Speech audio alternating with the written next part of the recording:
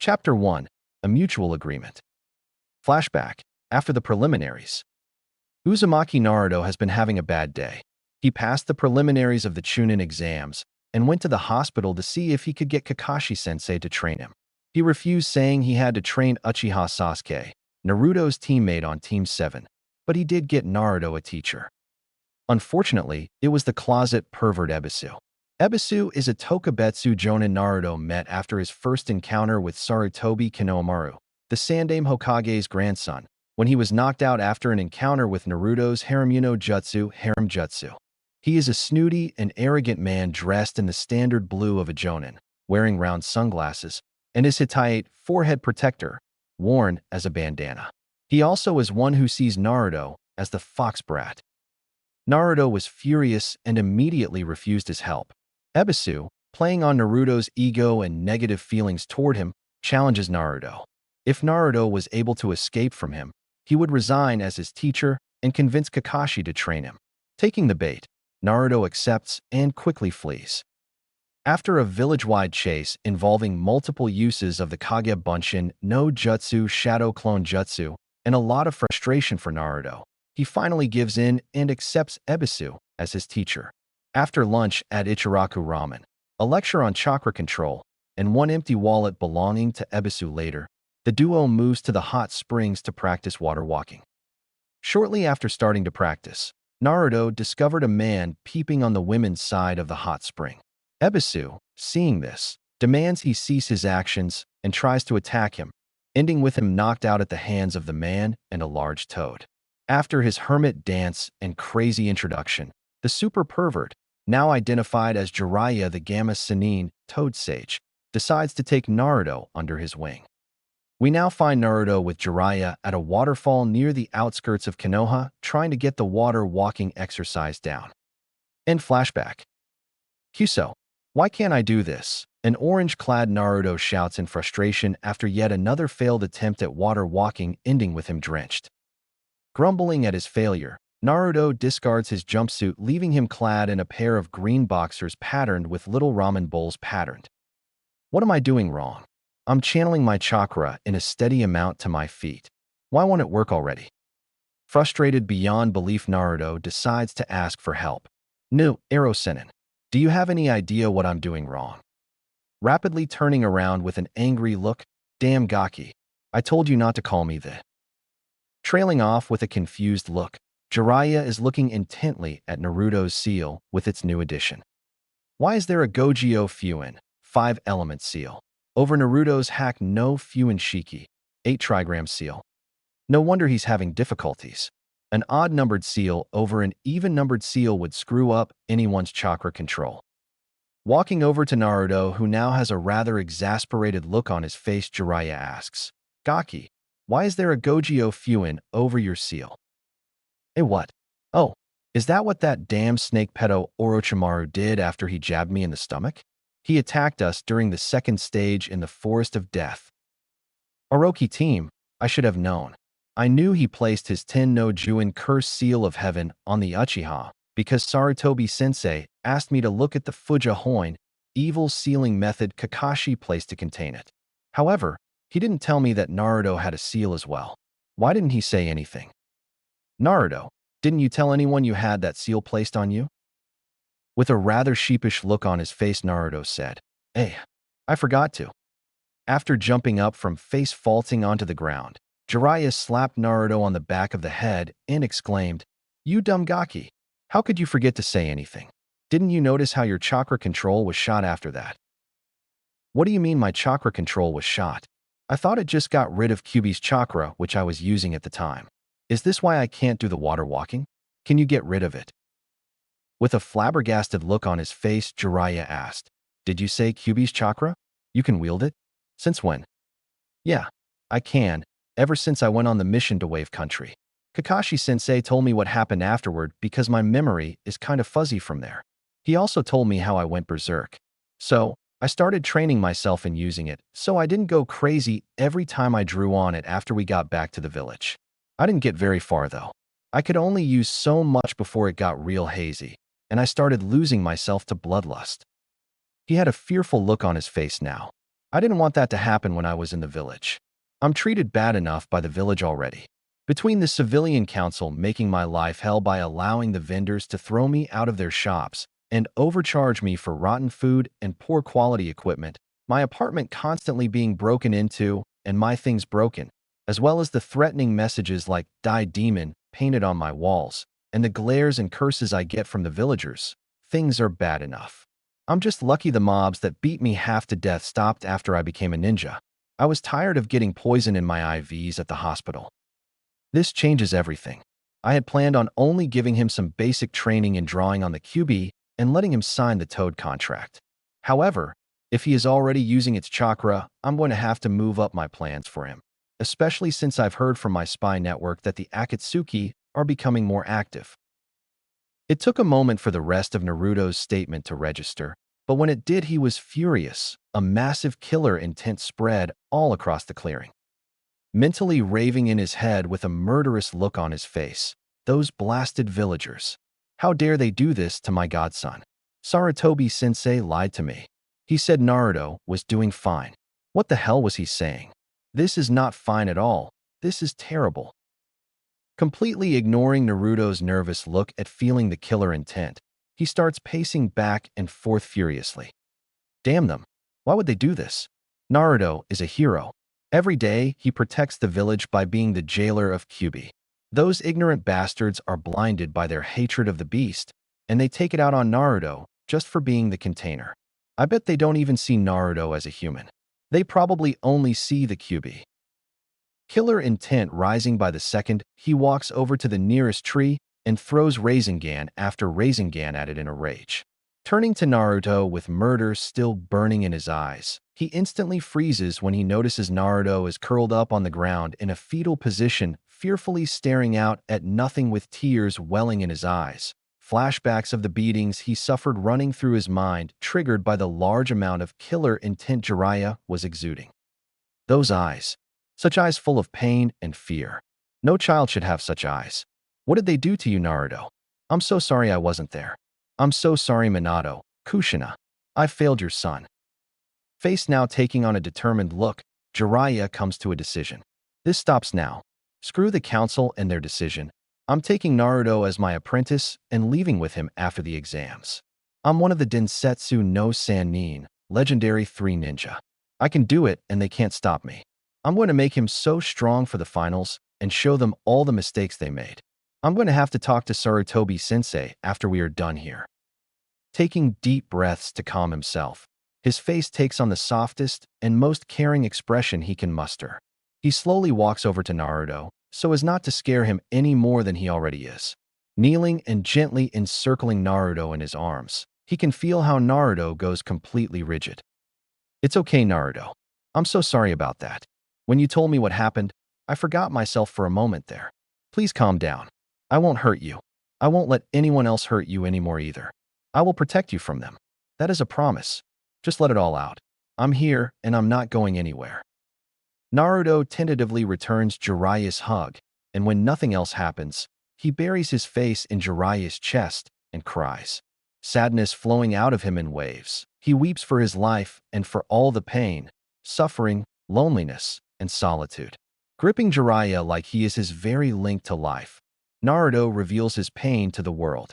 The mask of happiness that he wore all his life is shattered. All the agony that he feels deep in his very soul, he cries out to the heavens in his anguish. 2 hours later. Eventually, Naruto runs out of energy and falls asleep in Jiraiya's arms. Picking him up bridal style with tears running down his own face and feeling pain in his heart, Jiraiya leaps away to take Naruto home so he can go and think for a bit. After arriving back at the village, he decides to walk in order to get a feel of the villagers on his way to Naruto's apartment. While walking through the village, he can see the glares directed at Naruto and the muttering and pointing at Jiraiya. Channeling some chakra to his ears in order to hear what the villagers are saying, he is immediately disgusted by some of the things he hears. That's Jiraiya-sama. What is he doing with the demon brat in his arms? The brat's eyes are closed. Do you think he's dead? Good riddance if he is. Yondaime-sama was Jiraiya-sama's student. Maybe he is going to finish his student's job and get rid of the demon.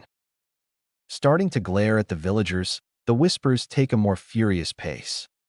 Why is Jiraiya-sama glaring at us? He should be happy the demon is hurt. I bet the blasted demon is corrupting the great Jiraiya-sama like he did with Hokage-sama. He should get rid of the brat before its taint spreads to him. Shaking slightly in his anger, he decides to take to the rooftops. If he stayed any longer, he might do something that would either put himself or Naruto in danger. Channeling chakra through his legs to move fast, he makes a beeline to Naruto's apartment. Entering the slums near the outskirts of the village, he comes upon Naruto's apartment. However, upon arriving, he notices it completely trashed with threatening messages spread all over the walls. His anger rises the more he looks at it. Unconsciously, he starts leaking a small amount of killer intent, causing Naruto to whimper in his sleep. Immediately realizing what was happening, he pushes his anger away and grips Naruto a little tight in his embrace. This is what he goes through every day? How can you still be sane, Naruto? There is no way he will be safe here. But I can't take him with me to see Sarutobi-sensei because of all that will be discussed. I would not dare leave Naruto alone at my hotel either. From those whispers, I bet rumors would be spread all over the village in minutes. He might get attacked if I leave him in my hotel room. Where can I take him? He thought on the issue for several minutes before coming to a solution. Using the Shunshin no Jutsu body flicker technique, he leaves in a cloud of smoke to his hotel. Placing him on the bed, he puts him in a Jinjutsu for a dreamless sleep.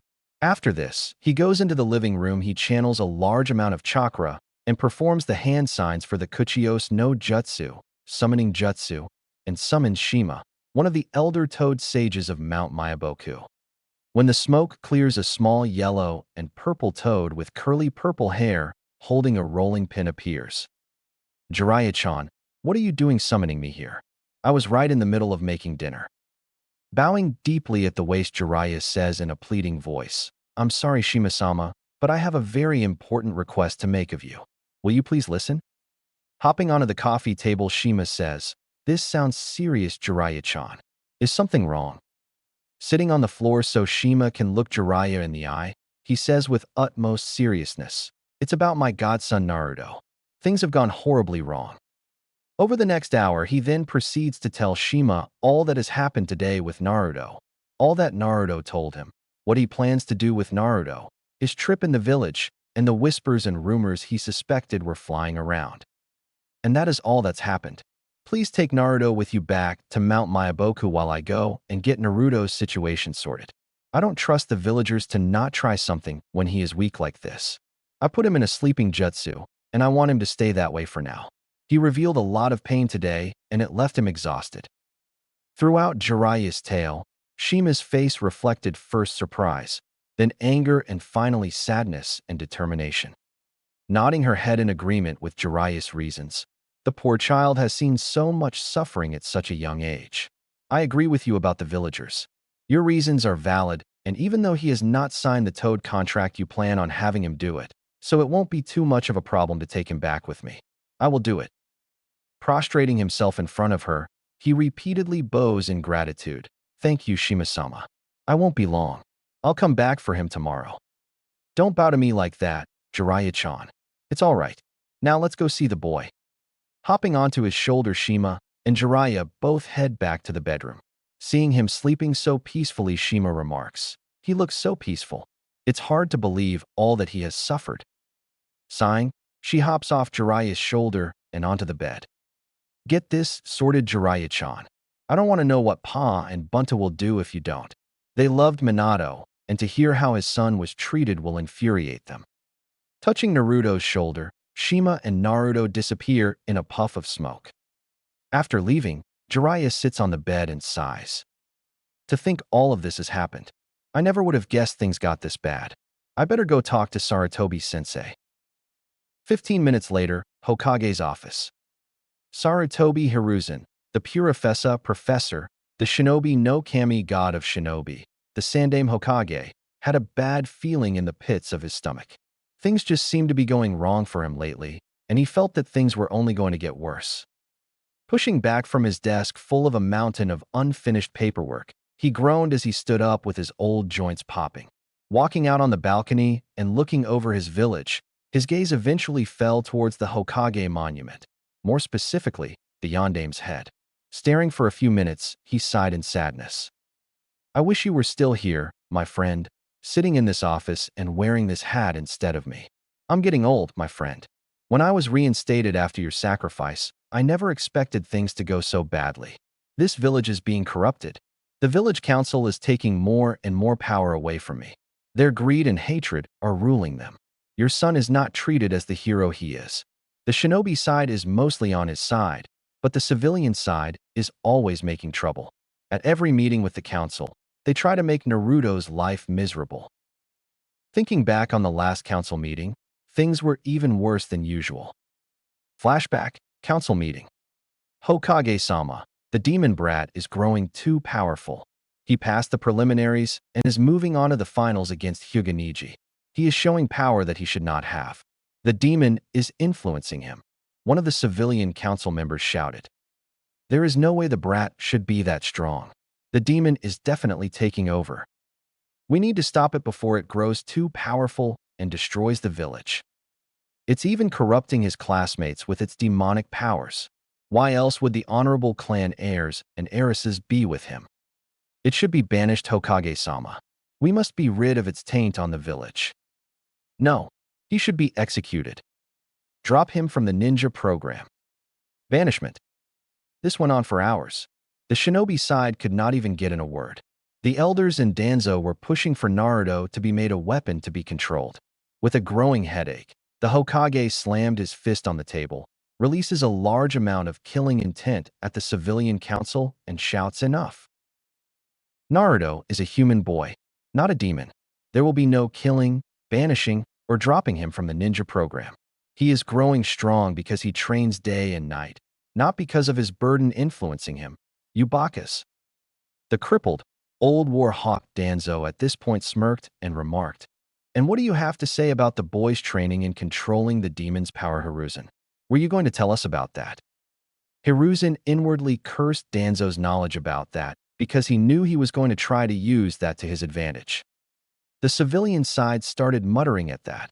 However, before things could get out of hand again, Danzo raised his hand to halt the tirade. I'm sure you all think this is a bad thing, and it can be. But right now it is not. If we can get him under control, he would become Konoha's greatest weapon. Our nation's superiority would be cemented with the Kyuubi's power at our side. Our village would get all the mission requests, thus bringing in more money. Minor countries wouldn't dare go against us and scramble over each other to gain our favor, which will open up trade routes and more for merchants and other wealth to make its way to the village. Appealing to the greed of the council, the civilians started nodding in agreement, and pretty soon they were shouting how he should be given to Danzo as a weapon. End flashback. After the shouting died down, it was eventually put to a vote. However, both sides were completely tied. The civilians all voted yes, as well as Danzo. The two elders, who only had one vote, and it had to be unanimous or they did not count, voted yes. The shinobi all voted no, with the Hokage using his right of 2 votes for no, thus deadlocking the issue and causing it to be discarded. Walking back into the office to stare at the portraits of the previous Hokages, his eyes fell on the Yandame. I can't protect him for much longer, old friend. Today was the closest they ever got to ruining Naruto's life forever. Eventually, one of the shinobi will side with the civilians, and Naruto's fate will be sealed. His musing was interrupted by the arrival of Jiraiya coming in the window. Sensei, we have to talk. If he was surprised due to the icy tone of Jiraiya's voice, he was very surprised to notice how serious Jiraiya looked right now. Waving Jiraiya into his office, he sat down at his desk with his elbows resting on the top with his hands clasped in front of his face. Is something wrong, Jiraiya-kun? What has happened? Sitting down across from the Sandame, Jiraiya says, "It's Naruto." That bad feeling growing, he sends out the ENBU in his office and activates the privacy seals.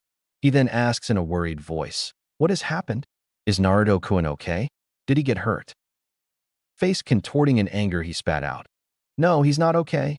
He's almost as far from okay as you can get." Very concerned now, the Sandame asks, "What do you mean?" Jiraiya then proceeds to tell him everything about the events of today, starting from when he met Naruto to having him taken to Mount Myaboku.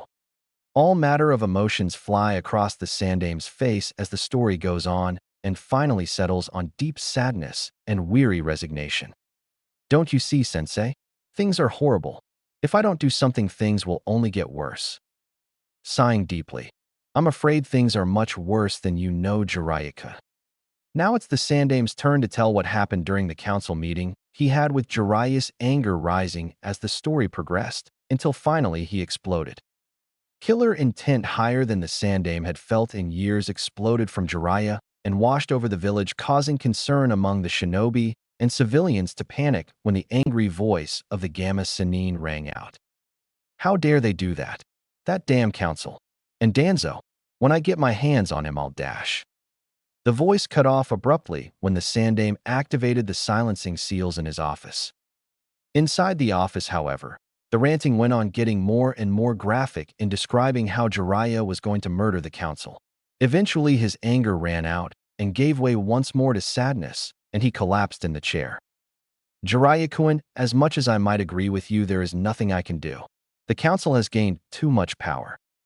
Both men lapse into silence, thinking on how they can try to fix this. Eventually, Jiraiya came up with an idea. I can take Naruto as my apprentice. What will that do, Jiraiya? I thought you already planned on doing that. That's not what I was talking about, Sensei. I mean, I will take Naruto as my full-time apprentice and name him as my successor. Doing so will make me his guardian, grant him some privileges like the Sannin traveling rights that will allow him to come and go as he pleases with no repercussions, and provide him political protection when it is publicly announced. Plus, the council can't stop it because of my rights as a Sannin. A Sannin answers only to the Hokage, not the greedy bastards on the council. The Sandame thought it over thoroughly, lighting up his pipe while weighing the pros and cons of the decision, before finally agreeing. It seems like that is our only choice. However, do you understand the repercussions this will have? Publicly acknowledging this will make Naruto many enemies both in and out of the village. The council is going to be furious. They will try anything to stop Naruto from leaving. They might even go after those he cares about. Jiraiya was nodding throughout this, then said, I will talk with Naruto later, find out who it is that he cares for, and then find a way to discreetly warn them. They will not be caught in the crossfire of this without knowing what could happen. That is a good idea, Jiraiya. However, there is one thing wrong here. Naruto-kun's classmates do not know about his tenet.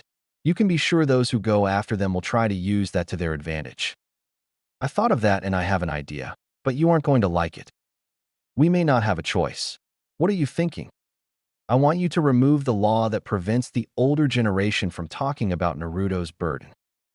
The Sandame almost dropped his pipe in shock. Jiraiya, are you insane? That is the only thing allowing Naruto a peaceful life in the village. If I do this, the older generation will poison the younger with lies and turn the rest of the village against him.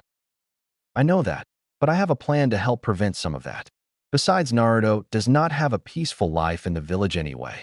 I'll bet I haven't heard even half of what has happened with Naruto growing up, and what I have makes me want to beat the villagers to a pulp. Wearily, the Sandame says, you're right. I've tried my best over the years to help him, but I'm blocked at every turn. What is your plan?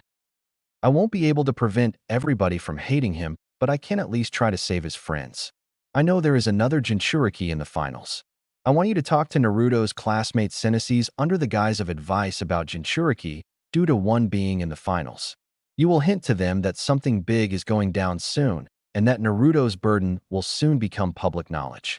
You will talk about how they are treated, what their life is like, the beatings, the glares, prejudice, hatred, the power they can wield, enough to paint a picture about how a Jinchuriki is only a container, not what they contain. You will then instruct them to repeat what you have said to their students. This gives them a valid reason to talk about Jinchuriki if confronted about it, because the council was warned about Gaara being one of the containers. Therefore, they will have to accept the reason even if they don't believe it. Realization dawned. So when Naruto being a Jinchuriki is public knowledge, they will already have a clear opinion free of lies on the subject. Plus, knowing what Naruto's life was like due to his burden will prevent them from being swayed by the lies they might be told, because the trust in the older generation will be shaken when the children realize what Naruto had to go through because of them, causing them to not believe the lies and side with Naruto. In turn, this will keep Naruto happy because he knows at least part of the village accepts him for his burden. Both men grinning now. Jiraiya-kun, that's brilliant.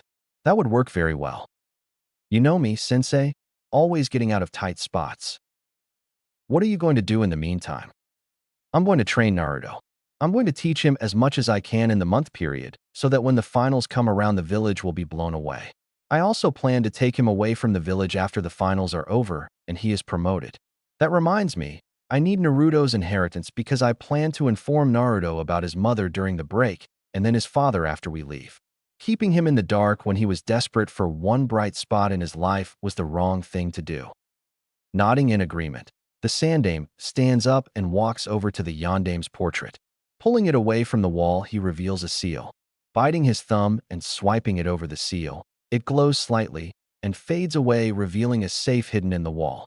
Motioning Jiraiya over, who bites his thumb and swipes it over the safe, causing it to unlock and open, revealing two large scrolls, one wrapped in a red ribbon with the Uzumaki clan symbol on it, and the other wrapped in a yellow ribbon with the Namikaze clan symbol. The Sandaime takes them and gives them to Jiraiya with some parting words. Keep him safe, Jiraiya-kun. I care about that boy like he was my own grandson.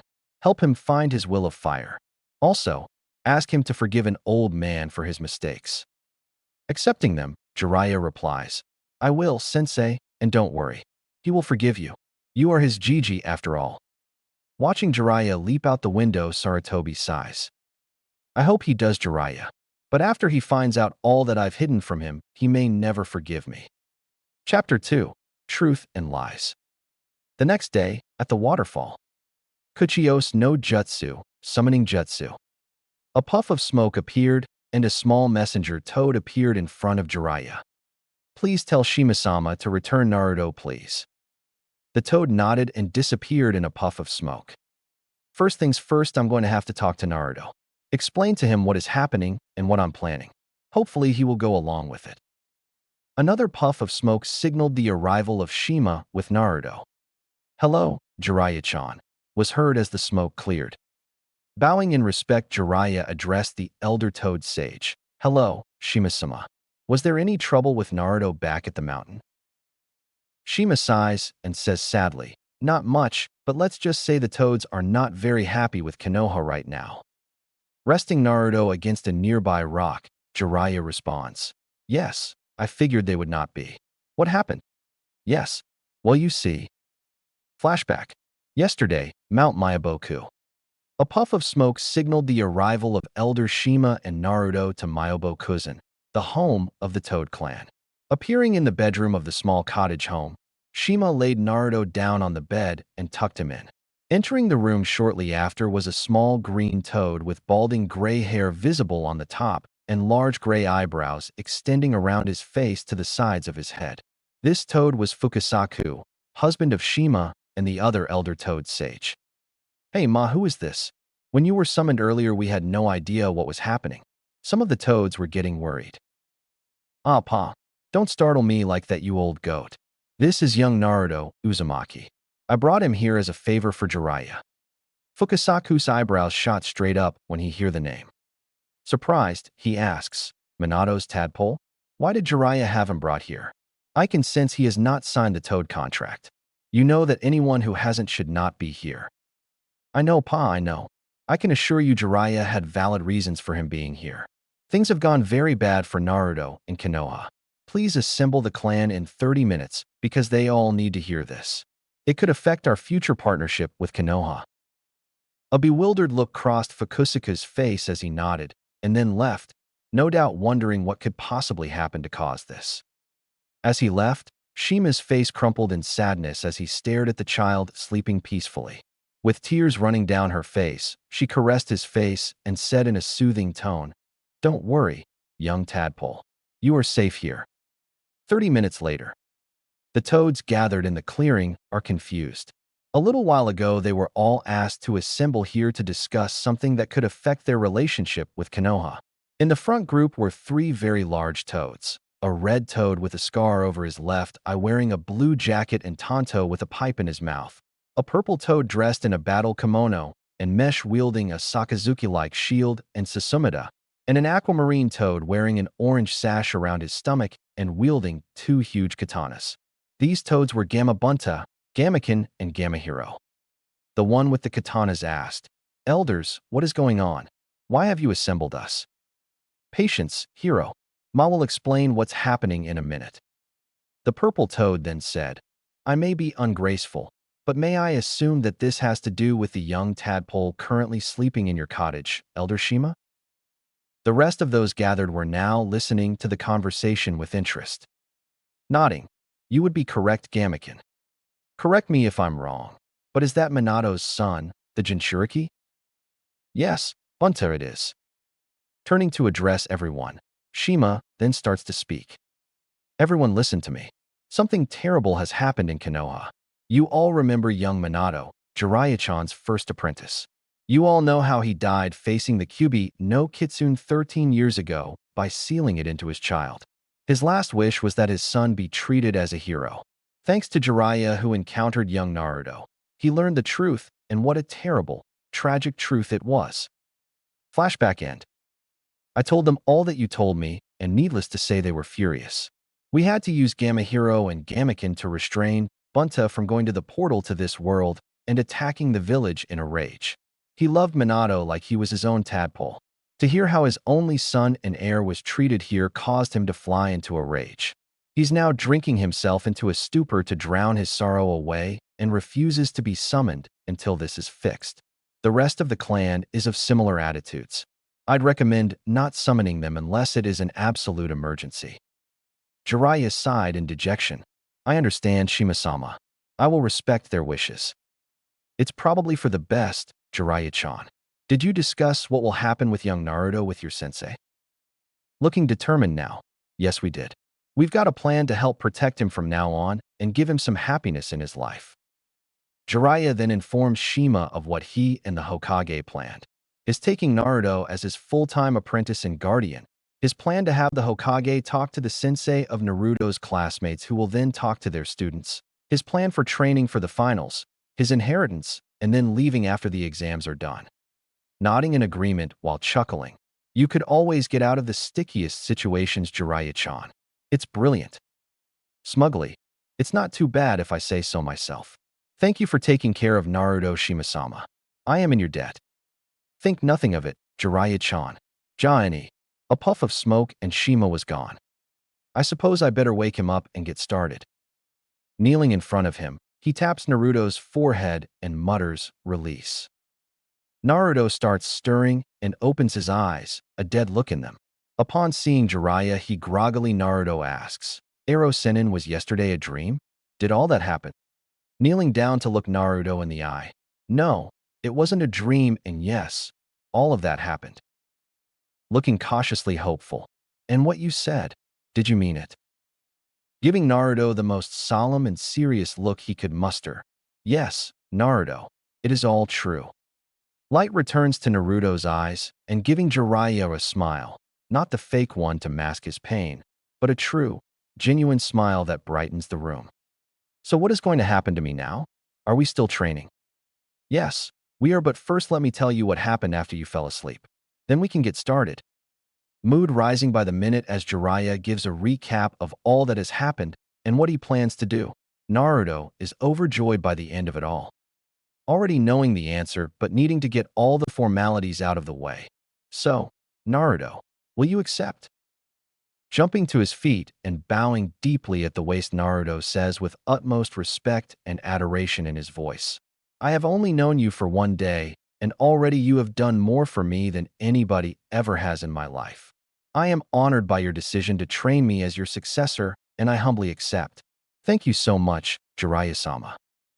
Clapping his hands together and returning the bow, "No, Naruto, the honor is mine. I look forward to teaching you to the best of my abilities."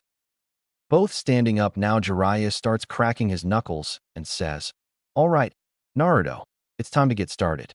I plan on training you into the ground every day until the finals. We need you to get as strong as possible, as fast as possible. I've got a training schedule in mind for you. However, it will be grueling. Expect to go to sleep every night with chakra exhaustion because that is how hard I'm going to work you.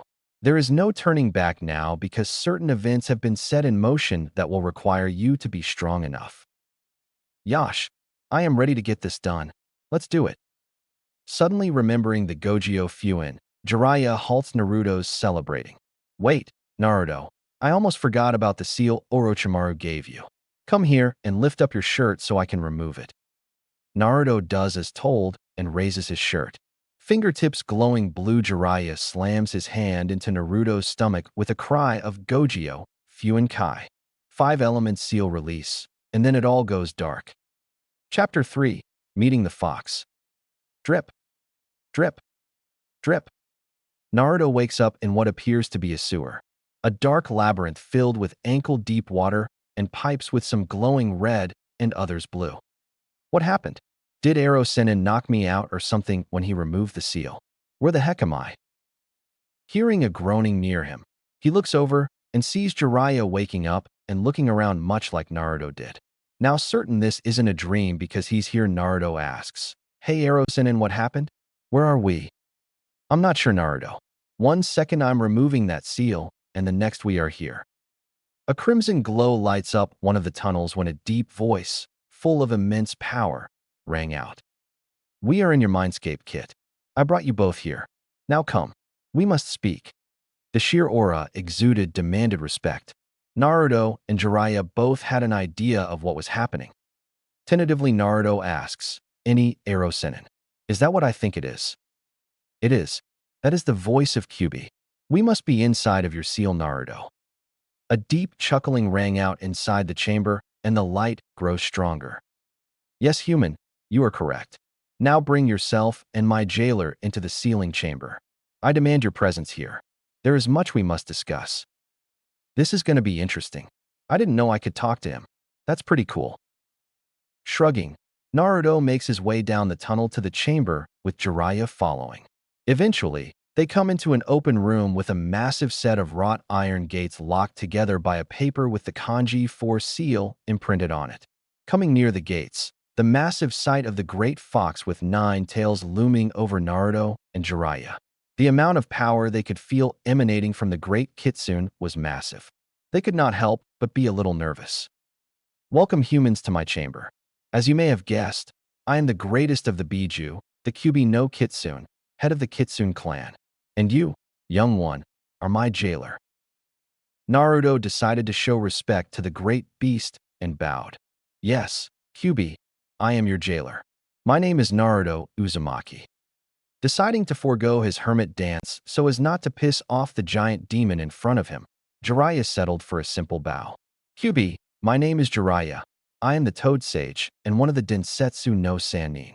I am the one who taught your sealer, the Yondaime Hokage. I am wondering why I'm here though. Naruto, I can understand seeing as he is your jailer, but why bring me here? To thank you.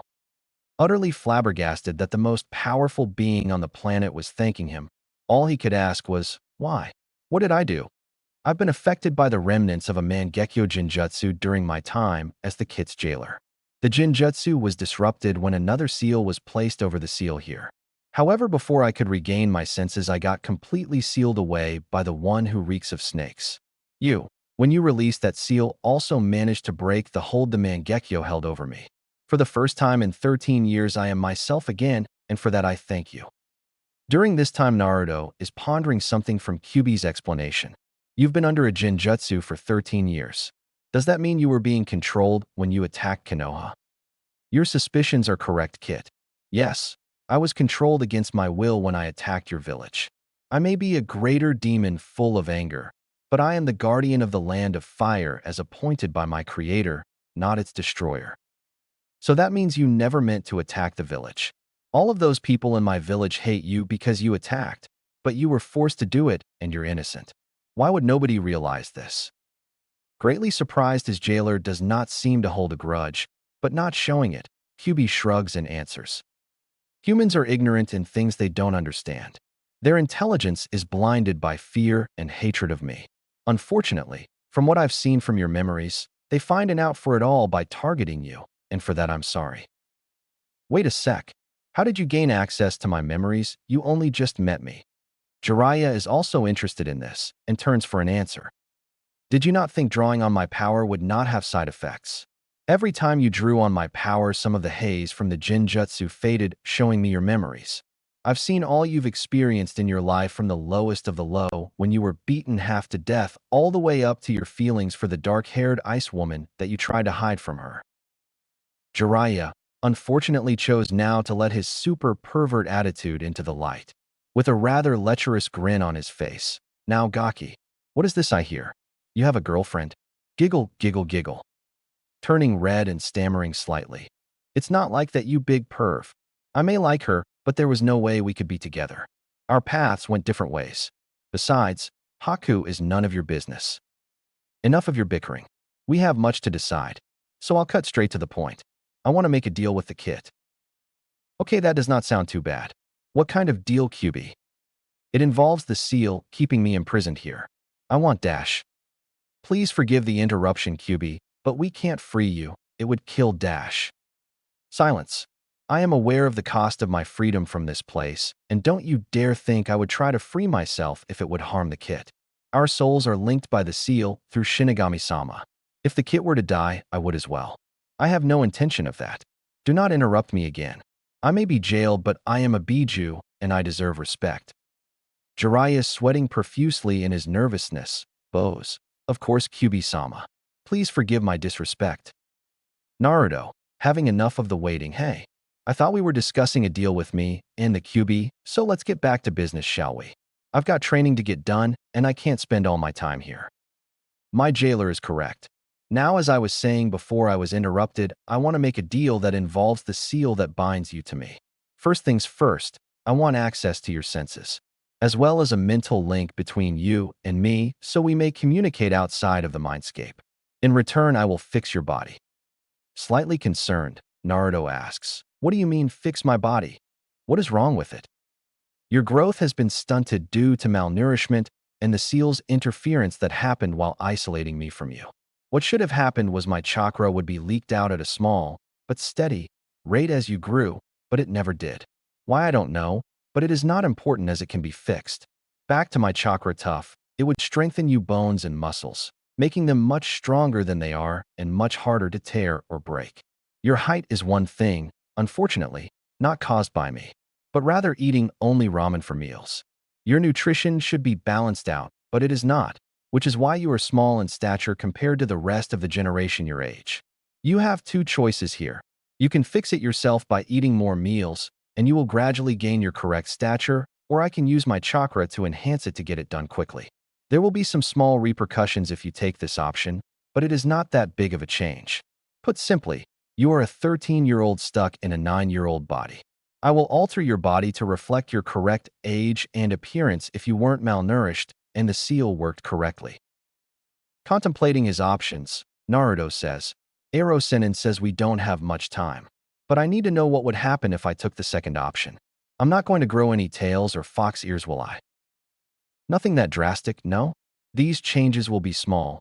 Your eyes will become slanted slightly, and your pupils will turn to slits somewhat while your blue will remain. It will become deeper. Your face will become slightly more vulpine. Your canines will become small fangs, and finally your whisker marks will darken slightly. Overall, you will gain a few fox-like features that will make you look similar to the ones you call Inuzukas. These aren't just cosmetic changes, though. Your senses will be enhanced greatly. Your eyesight will be superior and will be granted night vision. Your nose will be able to smell the enemy from a mile away. Your hearing will be sharper as well, being able to discern sounds that would normally require chakra being channeled to your ears. I think it sounds okay. I could handle that. What do you think, Ero-Sennin? Jiraiya's face takes on a contemplating look. The changes are small, but still noticeable. But it's my fault anyway that he is like this, because I tightened the seal after Naruto's birth to cut him completely from the chakra. This might cause even more trouble with the villagers. But we do need to get this done quick. We are leaving this soon anyway, so it should not be too much of a problem. He might as well. I think you should take the deal, Naruto. Nodding. Okay, Kyuubi. I accept the deal. Is there anything else? Giving a fox-like grin, there is something else. I know of the pervert's plan to train you. I will be doing so as well. I will not tolerate a weak container. You should know being my jailer grants you powers that until now have been locked away. However, I will not simply give them to you. No, I want something in return. Naruto looks ecstatic at the prospect of special powers. However, Jiraiya looks wary. Wanting more information, he asks, "What are the powers, and what do you want in return?" Looking towards Jiraiya, the fox responds, "You are suspicious of me. That is good. I am a fox, and we are cunning that way. However, I will enlighten you. The kit being my jailer grants him two abilities. The ability to control Kitsune Bai, or Foxfire, and allowing him to perform Kitsune illusions. These abilities are unique to my clan. The first will allow you to control our fire. It is blue in color and much stronger than normal fire. This will be useful to you because of your primary affinity, which is wind. Your second affinity for fire, which comes from me, will be enhanced to allow the use of Foxfire. Kitsune illusions are a super-powered form of Jinjutsu. Most of my clan is unable to use normal Jinjutsu, and that defect was passed to you upon my sealing. Kitsune illusions are illusions that affect the reality around the user. Use Solid Henge, transformation, is one of the most basic abilities. Completely surprised by this information, Naruto asks, "Wait, my henge is not supposed to be solid. I thought it was." Sighing again at his godson's stupidity. No, Naruto, the henge is an E-rank Jinjutsu that only puts an illusion around the user to make it appear that the caster has changed. If it is touched, it would waver or dissipate because it has no substance. To be able to pull off a solid transformation is a huge boon for infiltration missions. We will have to work on it later. Turning back towards Kyuubi, Jiraiya asks, "You said you wanted something in return for these abilities. What is it you want?" "I have a way to grant me temporary freedom from this blasted seal. It will be controlled by the kit, and I will not be able to come and go as I please. But it is enough to get me out of the damnable sewer, and I would like to see the outside world again." Once again flabbergasted because he thought the seal prevented the Kyuubi's escape, he asks, "How?" "A special summoning contract between the kit and myself. It would make myself kit's familiar or personal summon, while not interfering with any other normal summoning contract he would sign. He can summon me for battle or for training. There are many possibilities here, but I cannot train these abilities in the mindscape, so in order to train you in them, this must be done." Naruto is beaming now and says, "So I could let you out of here and breathe the outside world again. That is awesome. It did not seem right that you were forced to be sealed for something that wasn't your fault. So long as you promise not to attack the village if I summon you, I don't see a problem. This is great." Jiraiya was worried but resigned. "I have a feeling it's not that simple, Naruto. But there are simply too many benefits for this to ignore. We will take care of the contract later. Right now, I am going to fix your body. There will be a large spike in my chakra that will likely be sensed in your village. This is unavoidable, but it can serve as an intimidation for those foolish villagers, showing them that all their efforts to make the kit weak were in vain. He will return to the village, and they see his power. They will tremble in fear and awe, enlightening them to their mistake." A smug grin on Naruto's face and a worried look from Jiraiya. They both faded from the mindscape. Chapter 4. Changes and Origins. Back in the clearing by the waterfall, Naruto and Jiraiya begin to stir. Waking up and shakily standing on slightly trembling legs, Jiraiya simply states, "Well, that was a hell of an experience." Also trembling slightly, Naruto comments, "Well, it was not that bad. We sure found out a lot of stuff we didn't know before. Plus, I get to train now, so let's get started." A voice in his head then sounds out, "Not so fast, kid. Did you already forget? I am going to fix your body." "Kyuubi? Oh yeah, I forgot you would be able to do that now. When are you going to fix my body again?" "First off, don't talk aloud. Simply think what you want to say, and I will hear it. Talking to yourself all the time will make you seem crazy. Second, I should warn you this is going to hurt. Thirdly, we start now." Watching this whole exchange, Jiraiya was confused, but then he remembered how Naruto allowed Kyuubi a mental connection in his head. So he decided to simply let it all play out. All of a sudden, though, a massive killer intent not felt in 13 years washes over the clearing. Naruto suddenly hunches over as red chakra surrounds his body. In a voice slightly altered by the demonic chakra, he reassures Jiraiya, who is looking worried. Don't worry, Erosenin. The fox is just starting to fix my body. I'll be fin dash. Naruto's statement was cut off when the already rising killer intent exploded and a pillar of red chakra was sent into the sky and Naruto starting to scream in agony. Being knocked back by shockwave of the power releasing, Jiraiya can't help but be worried. Kyuubi wasn't kidding when he said this would be noticed miles around. Jiraiya at this point is trying to make his way towards Naruto, but is having difficulties. Gah? I can hardly get close to him. This wind is so strong, and it burns. Pushing chakra into his limbs to push through the now gale force wind, Jiraiya is now standing in front of Naruto, looking through the dense chakra. Inside, he sees something that tears at his heart. Jiraiya can see Naruto floating slightly with his body rigid, arms and legs spread outward, face contorted in a silent scream of agony. Meanwhile, back in the village, panic, complete and utter panic ran rampant with the citizens of Konoha when the evil killer intent was felt and the pillar of red chakra rose in the distance for all to see. Civilians ran through the streets like a swarm of bees. Cries could be heard in the meantime. The demon is escaping. It's going to kill us all. We are going to die.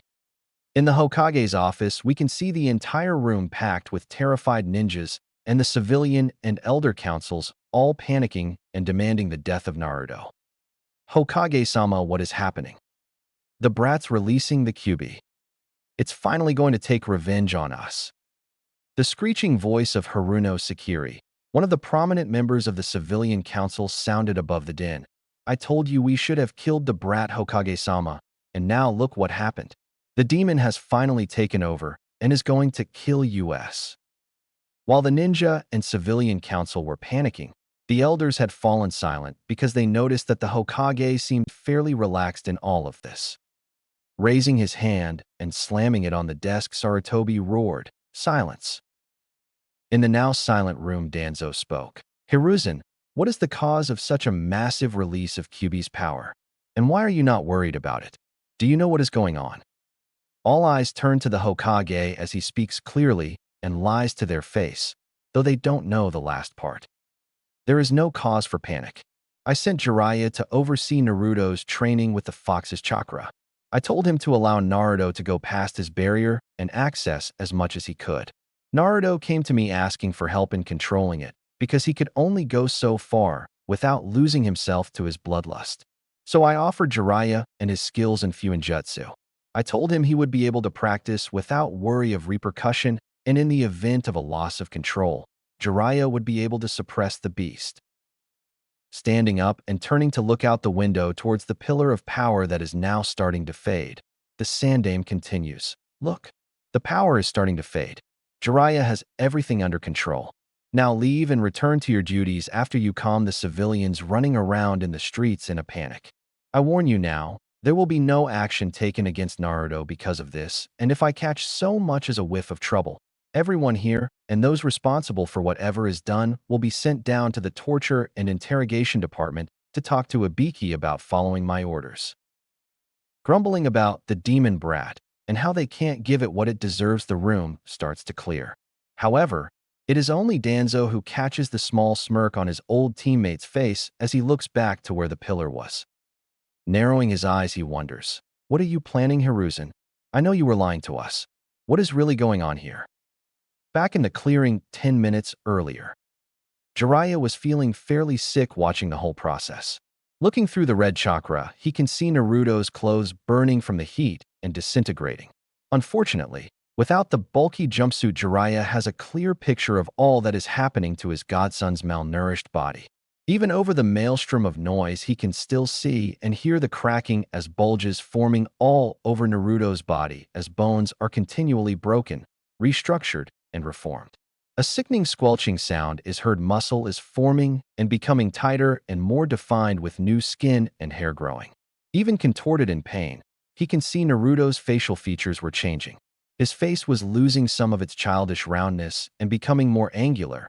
His eyes were becoming slanted like a fox, his whiskers were becoming darker, and his canines were turning into fangs. In short, Naruto was growing at a rapid pace before Jiraiya's eyes. As sickening as it was, Jiraiya had to admire Naruto's tolerance for pain, lasting 5 minutes before passing out from the pain. After the initial scream of agony, he stopped shouting and simply grit his teeth and went with it. The only indication that Naruto was in pain was the expression on his face. Overall, the process took 10 minutes, but for Jiraiya, it seemed like an eternity. Every breaking bone, every sickening squelch, every gasp of pain brought a wince to Jiraiya's face. His heart was breaking seeing his godson in such pain. But finally, it was all over. Due to Naruto's now lack of clothing, Jiraiya went over to the bag full of training gear he brought from Naruto's apartment. He brought out the training suit. Dressing his godson's still steaming and much heavier body, he rests him gently on the ground and looks over his new changes. Gone was Naruto's previously malnourished body. In its place was the body of a young man. He was no longer short for his age, changing from 4 feet 9 inches to 5 feet 3 inches. His ribs and bones were no longer showing from malnourishment. Instead, he was covered in lean, tight muscle, not enough to be muscle-bound and impede his movements, but still strong and built for speed. His hair was longer, the back now going down to the middle of his shoulders, the sides going to just below his jaw, framing his face, his spiky bangs falling freely on his forehead. The top was not as sticking up in the air anymore, but laid somewhat flat. His face looked older as well, losing some of its childish features. Great Kami. He looks like a young version of Minato. Looks like the fox kept its word. After gawking for a minute, he finally got over Naruto's changes, and his thoughts turned more perverted. This kid is going to be fighting off the ladies with a stick with that feral look of his. He's going to be a gold mine for my research. Giggle giggle, I can see it now. Ika Ika animal instincts. This kid is going to go far. It was while Jiraiya was lost in his perverted inner monologue that Naruto woke up. Noticing his new sensei's perverted look, he immediately shouted out in a slightly deeper voice, "Ero-senin, what perverted thoughts are you dash?" Trailing off slightly, Naruto now seems to notice his changes. JH, what happened to my voice? It's all deep now. Why do I feel different? Did the fox do this? Jiraiya snapping back to reality after Naruto's shout watches as Naruto was starting to freak out slightly in amusement. Having an idea, he shouts, You think it's only your voice that's changed? Look in the river at your reflection and see how you look now." Immediately rushing over to the river and looking at his reflection, Naruto starts spacing out while taking in his new features. Slightly worried at Naruto's silence, Jiraiya asks, "Hey Gaki, are you okay?" Silence. I hope he's okay with the changes. Maybe he is upset at the fox. Or maybe he's scared at what the villagers will think and do to him if they see the changes. Interrupting Jiraiya's worried reflection, Naruto suddenly grins brightly and shouts out, "Why Tite? I look so cool. Oh man, this is awesome. I look totally badass." Naruto then starts bouncing around and doing some weird victory dance. Having a minor heart attack at Naruto's shout, he immediately stomps over and grabs Naruto by the collar of his suit and whacks Naruto upside the head while shouting, "Damn it, Gaki. You had me worried there. Don't freak me out like that." Giving sheepish grin and rubbing the back of his head, he says, "Hee. Sorry, Ero-senin. I just got real excited for a minute." Taking a closer look at his body, Naruto now seems to notice his change in clothes. Hey, what happened to my orange jumpsuit? How did I get in this thing? That would be my fault, Naruto. You see, when you were changing, your clothes got burned off, so I put that training suit on you so you would not catch a cold laying naked on the ground. Okay, as long as you didn't do anything perverted to me, it's all good. Gaining a tick mark on his head, he hits Naruto again, shouting, "I'm not a pedophile, Gaki. That's my snake of a former teammate. Besides, I would rather be dead than touch a guy that way. I'm a super pervert. I like girls." Ow, you didn't have to hit me. I was only joking. Sheesh. Well, it was a bad one, so don't do it again. If you two are quite done, we have work to do. Naruto grabs his head slightly in pain due to the fox's frustration. You okay, Gaki? Yeah, it's just the fox telling us to get to work. Growing serious, Jiraiya agrees. He's right. We have much to do and only a month to get it done. So let's get started. Is there anything we need to do before we get started? No, I'm ready to get dash. Trailing off with a blank look once again before coming back. Wait. The fox says he and I have to get the contract taken care of. Having forgotten that little fact, Jiraiya remarks, "Oh, I had forgotten about that. Well, it's probably a good thing anyway. I've got to run some errands to get some things for your training. So while you're doing that, I'll go take care of that and be back later." Nodding, Naruto says, "Okay, I'll see you when you get back." Jiraiya then makes a hand sign and vanishes in a swirl of leaves. Watching Jiraiya leave, Naruto now asks the fox what to do. "Come to your mindscape. I will explain what we need to do there." "Okay, fox, but how do I get there?" Naruto hears a sigh inside his head before. "Just sit and meditate. I'll do the rest." Doing as asked, Naruto sits cross-legged on the ground and closes his eyes. With Jiraiya appearing in a swirl of leaves outside of the Hokage Tower, knowing he should probably talk to his sensei about what happened, Jiraiya then proceeds to hop up to the window of the Hokage office. Arriving through the window, he remarks, "Hey sensei, I've got an update for you." Looking up from the current sheet of paperwork he was working on, the Sandaime Hokage greets his student with a serious look and asks, "This would not happen to be about the immense spike in the fox's power that sent the village into a near panic, is it?" Sitting across from Sarutobi, in an equally serious tone, Jiraiya responds, "Yes, it is. I wanted to tell you all that has happened since we left." Nodding, "Go on." "Well, it all started when I removed the Gogyo Fuin from Naruto." Back with Naruto. Appearing in the ceiling chamber in front of the gates, Naruto then stares up at the fox and greets him. "Hey Kyuubi, time to get you out of that cage for a bit, right?" Nodding, the fox responds, "Yes, Kit. I am eager to breathe the outside world again. I see you're enjoying the changes I made to your body as well. However, before we get started, I ask that you change this place to be a little less dull. Sitting in a cage in a sewer can get real boring after a while." With a confused face, Naruto asks, "How can I do that?" Grumbling at his container's stupidity, the fox responds, "We are in your mindscape, Kit. Anything you can think of can be done here. The only limits here are the limits of your imagination." "Oh, okay. Then let's see." Closing his eyes with a concentrated look on his face, Naruto imagines the forest outside of Konoha. Sure enough, the mindscape starts to waver and morph. The stone floor became a grassy plain, the pipes became giant trees, and the ceiling became a blue sky with a few clouds for shade. Opening his eyes, Naruto starts staring in awe, and his face lights up before noticing the bars of the cage are still there. Looking determined and closing his eyes again, Naruto starts concentrating on the bars, with Kyuubi looking on in confusion. Upon seeing the bars of his cage changing, the fox, now understanding what Naruto was attempting, looked on in eagerness. Pretty soon the bars changed to form a large tree with the kanji for seal engraved in its bark. Breathing hard from the effort, Naruto then looks up to the Kyuubi and asks with a small smile, "How's that?" The Kyuubi then starts glowing. Watching in some fascination, Naruto watches as the Kyuubi shrinks in size until he is the size of a small horse. Kyuubi then relaxes and lays down on the ground and stretches out in a patch of grass. Letting out a sigh in satisfaction, he says, "Much better. Thank you." Wondering how the Kyuubi changed size, Naruto says, "You're welcome. But how did you change size? Why did you not do that before?"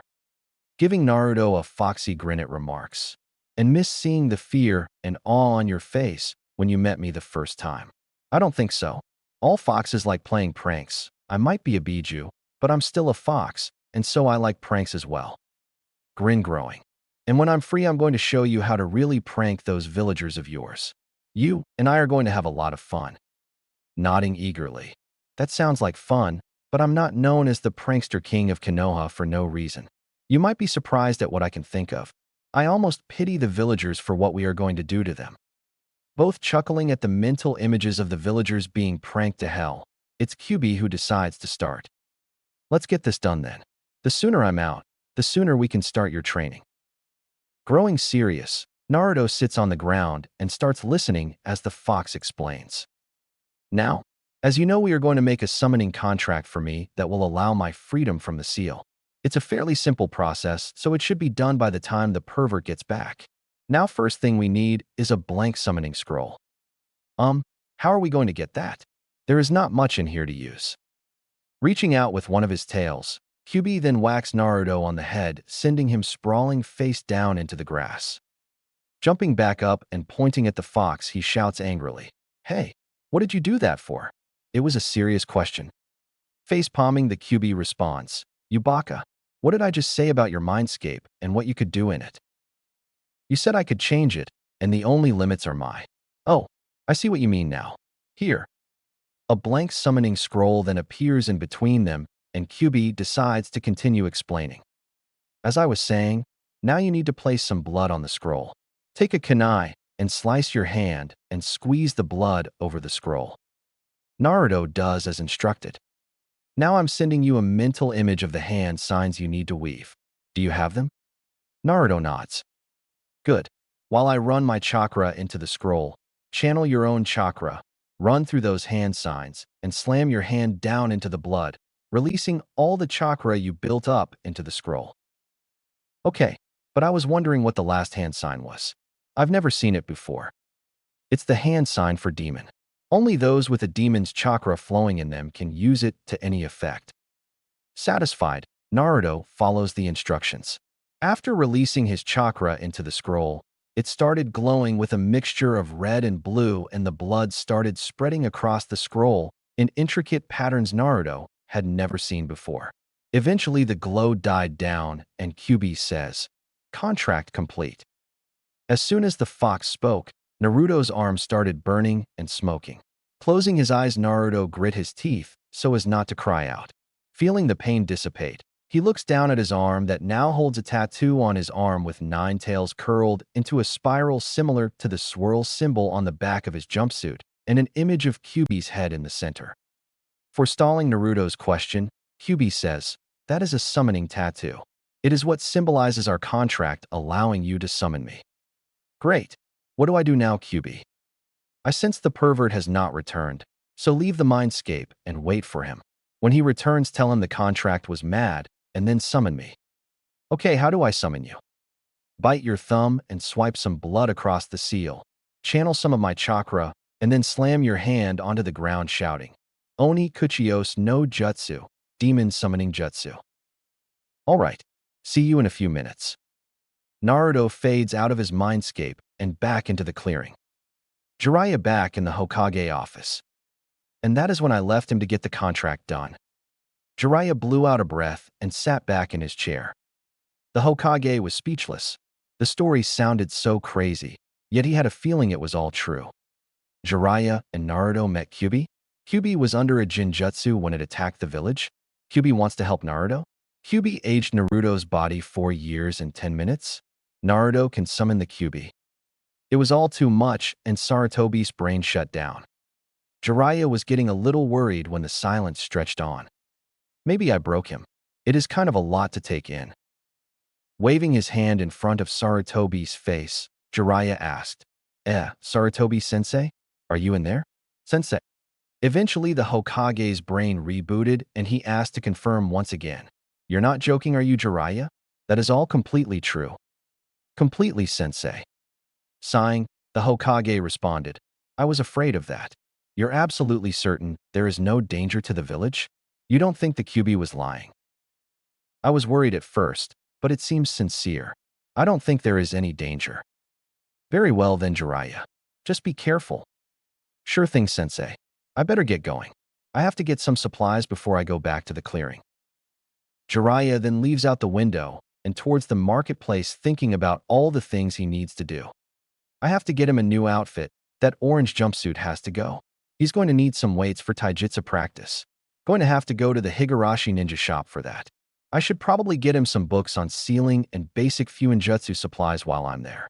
Sealing is in his blood, being an Uzumaki, and when he finds out about his mother, I bet he will be even more interested. Finally, I need to teach him some basic ninjutsu. Won't be too hard. I can take care of that. Plus the training in those abilities Kyuubi was talking about. This is going to be a long month." Arriving at the Higurashi ninja shop, he walks in and the door rings, signaling his entrance. Looking over at the counter, he sees a young girl in a Chinese-style shirt and hair up in two buns polishing a katana. Looking up, when he enters, the girl grows wide-eyed at his presence. Jumping up and bowing, the girl says, "Jiraiya-sama, it's an honor to have you in our store. My name is Higurashi Tenten. Is there anything I can help you find?" Bowing slightly in return, Jiraiya remarks, "Actually, Tenten-san, I was wondering if Kishiro was in." "Oh, you mean Dad?" "Yeah, he's in the back working the forge. I'll go get him." Deciding to start looking around while waiting, Jiraiya eventually hears a booming voice behind him. "Ah, Jiraiya-sama, it's been years since you last been here. It's great to see you again." Turning around, he sees a bear of a man. Higurashi Kishiro, a former ninja who retired due to injury in the Third Shinobi War, is very tall and muscular with a barrel chest and massive arms covered in scars and burn marks that only comes from blacksmithing, a weathered face, and long black hair with streaks of gray bound by a leather strap, showing his age. Smelling of smoke and clothes covered in soot. Though imposing, the man has a mile-wide smile on his face as he greets his old friend. An equally large grin on his own face, Jiraiya shakes the man's large hand, says, "It's been too long, Kishiro. And how many times have I told you to drop the sama? I told you, just because I'm a Sannin doesn't mean you have to address me like that. We go way back to my Genin days." Laughing loudly, Kishiro responds, "Only every time I see you, Jiraiya. But I'm sure you didn't come here to reminisce about old times. Now what can I do for you?" Growing serious, Jiraiya looks Kishiro in the eyes and says, "It regards his legacy." Knowing immediately who Jiraiya was talking about, Kishiro turns to his daughter, who is listening to the conversation. "Tinchan, would you please go deliver the batch of training weapons to the academy while Jiraiya and I borrow the shop for a bit?" Confused, but resigned, she responds, "Okay, Dad. I'll be back in an hour." Leaving and switching the sign to closed on her way out, Kishiro then asks, "So it's time already, huh?" "Yes. Things are happening that are making me move up my plans for Naruto. I have to train him and get him strong enough to survive what is about to happen. I've met young Naruto several times already. He always seemed like such a nice boy. But I know some of the things that have happened to him, and quite frankly, it disgusts me. I'm happy to help Jiraiya. I owe Minato a debt that I could never repay. The least I can do is help his son." "I know. I just found out the whole story from Naruto and Sarutobi-sensei. Let's just say things in the village are going to be very exciting come the finals." "I'm sure. Now what is it you need?" "I'm needing a new outfit made for Naruto. 5 sets of them will work, and I've already got what I want written down. That orange jumpsuit makes Naruto a walking target, and he needs to blend in more." Handing Kishiro the paper with the specifications, he looks it over and nods. "I can have this done in a few weeks. What else?" Nodding, "Yes, about 5 will do. Also, Naruto and I are going to leave after the finals, so I need the long-term training package. Training clothes, with slots to put weights in. Don't worry about them being chakra weights. I can draw the seals myself. A full set of kunai and shuriken. Some basic fuinjutsu scrolls and supplies. Also a practice sword for kenjutsu. I'm going to give Naruto his mother's inheritance, and I'm sure he is going to need it. Finally, I need some sealing scrolls to store everything." As Jiraiya was listing the items, Kishiro was grabbing them off the shelves and piling them on the counter. Pulling out his wallet to pay for the items, Kishiro waves it away. "It's on the house, Jiraiya. I've gained plenty of business from Naruto over the years, and this is the least I can do to help repay my debt." Bowing to the man, Jiraiya said, "Thank you, my friend. There is one more thing, though. I need a batch of Minato's special order to be made and picked up before we leave. I will pay double for your speed and discretion." Eyes widening, Kishiro whispers, "So you are going to teach him that? Very well. I'll have it done and ready by the time you have to leave. Be careful." Bowing once again, Jiraiya heads towards the door with the large scroll full of supplies. Before he leaves, he says, "You too, Kishiro. I won't forget this. Thank you." And then he was gone in a swirl of leaves after the door closes. With Naruto back at the clearing. "Kyuso, what is taking that pervert so long? I swear if he is peeking again, I'm going to beat the crap out of him." "Cease your senseless ranting. He is here." A swirl of leaves announced Jiraiya's arrival with a large scroll tucked under his arm. Waving, "Hey Naruto, I'm back. Sorry it took so long. I was talking with Sarutobi-sensei and got held up. How did things go with the fox? Accepting Jiraiya's excuse and calming down, Naruto responds, "It's done. I was just waiting for you to get back before I summoned him. What is in the scroll, by the way?" Waving it off. "It's just some supplies for your training. Go ahead and summon Kyuubi. I want to see how this works. Only channel a medium-sized amount of my chakra kit. You don't want to summon me full size and cause a panic." "Okay, Fox. Good idea." Walking over to a large open space, Naruto bites his thumb and swipes some blood across the tattoo on his arm. He starts channeling a moderate amount of the fox's chakra, and feeling a pull in his stomach, he slams his hand on the ground and shouts, "Oni Kuchios no Jutsu." A large puff of smoke erupts in the clearing and a deep booming voice is heard. "Ah, it is good to be free of that blasted seal." The smoke cleared, revealing a 10-foot-tall Kyuubi. Turning to the gaping duo, Kyuubi says, "Time to begin." Coming out of their stupor, Jiraiya turns to Naruto and says, "He is right. We have a lot to do. Now let's go sit down, and I'll tell you what is going to happen." The trio sits down in the shade of some trees, and Jiraiya begins speaking. "First things first, Naruto, while we are teaching you, you will address us with respect and call us Jiraiya-sensei and Kyuubi-sensei. Second, you will do as ordered and not complain. The training will be brutal, but it is necessary." Gazing at Naruto in seriousness, he receives a nod in understanding. "Good. Now first I am going to tell you the key to our training is in Kage Bunshin. As you may or may not know, the Kage Bunshin no Jutsu has the ability to transfer any and all information gained by the clones to the original. I know you can make hundreds of clones at once, and that is what we are going to do every day." Surprised at this information and more than a little excited at the possibilities this offers, Naruto nods eagerly. "Every day you will start by making 300 clones. You will divide them into equal groups of 10 and have them work on different tasks. I will create 10 shadow clones to work with these groups. The original you will work with Kyuubi and myself. Group 1 will practice chakra control. This group will practice tree and water walking, as well as kunai balancing. Groups 2 and 3 will work on the ninjutsu I will teach you. Groups 4, 5, and 6 will work with Kyuubi in training your special abilities. Is that enough, Kyuubi?" "It will work enough to get the basics down, but I want to train him in the Kitsune Taijutsu style as well." "All right. In that case, I will let groups 7 and 8 work on that with you. Are you able to make clones to help with the groups?" "Yes, I can split my power by the number of tails. In my case, 9. "Okay, that works out well. Now, Group 9 will be reading Fuinjutsu theory, and Group 10 practicing your Kenjutsu skills. The Uzumaki clan was renowned for their sealing and Kenjutsu skills, and it's time you started learning. Now you, yourself, will be spending time meditating to sort through the clones' memories and practicing what they learned with either myself or Kyuubi. This will go on for 3 of the 4 weeks we have to train. The final week will be for review and rest, and a surprise I will reveal to you as an award if you work hard and make sufficient progress. Do you have any questions?" Nodding, Naruto says, "Yeah, I do. What do you mean about the Uzumaki clan? I did not know there was one." Incredibly surprised, Jiraiya asks, "You mean you don't know? The Uzumaki clan's history is important in the founding of Konoha. Did you not learn about that in the academy?" Shaking his head, "No, I didn't. They did not mention anything about it. Who were they? They sound important." Speaking up, the Kyuubi says, "I know much about your clan kit, seeing as all my previous hosts have been Uzumaki."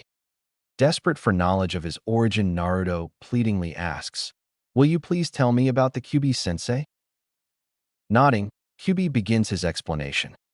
Many years ago, the Uzumaki are the royal family of Yuzushogakyure, village hidden by whirling tides, a village on an island located in the land of whirlpools. The Uzumaki are distant blood relatives of the Senju clan, and as such, were on good terms with each other. So when the Senju and Uchiha clans decided to begin negotiations after much battle and death, the Uzumaki were called in as peacekeepers. When negotiations were over and Konoha was formed, an alliance was formally created between Yuzu and Konoha by way of political marriage. Uzumaki Mito was given to Senju Hashirama, the Shodaime Hokage. On a side note, Mito was my first host. Unfortunately, a tragedy befell the clan. The Uzumaki were famous for their longevity and knowledge of seals, also to a lesser extent, their kenjutsu skills. This caused them to gain many enemies. They were a small village, but their power rivaled that of the Great Five. Most of the other major villages feared that. So an alliance consisting of Iwa, Kumo, and Kiri was formed.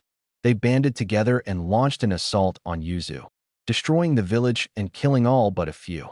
They sent for help from Konoha, sent reinforcements led by Uzumaki Kushina, heir to the throne of Yuzu, who was in Konoha a few days before the massacre. Unfortunately, they arrived too late.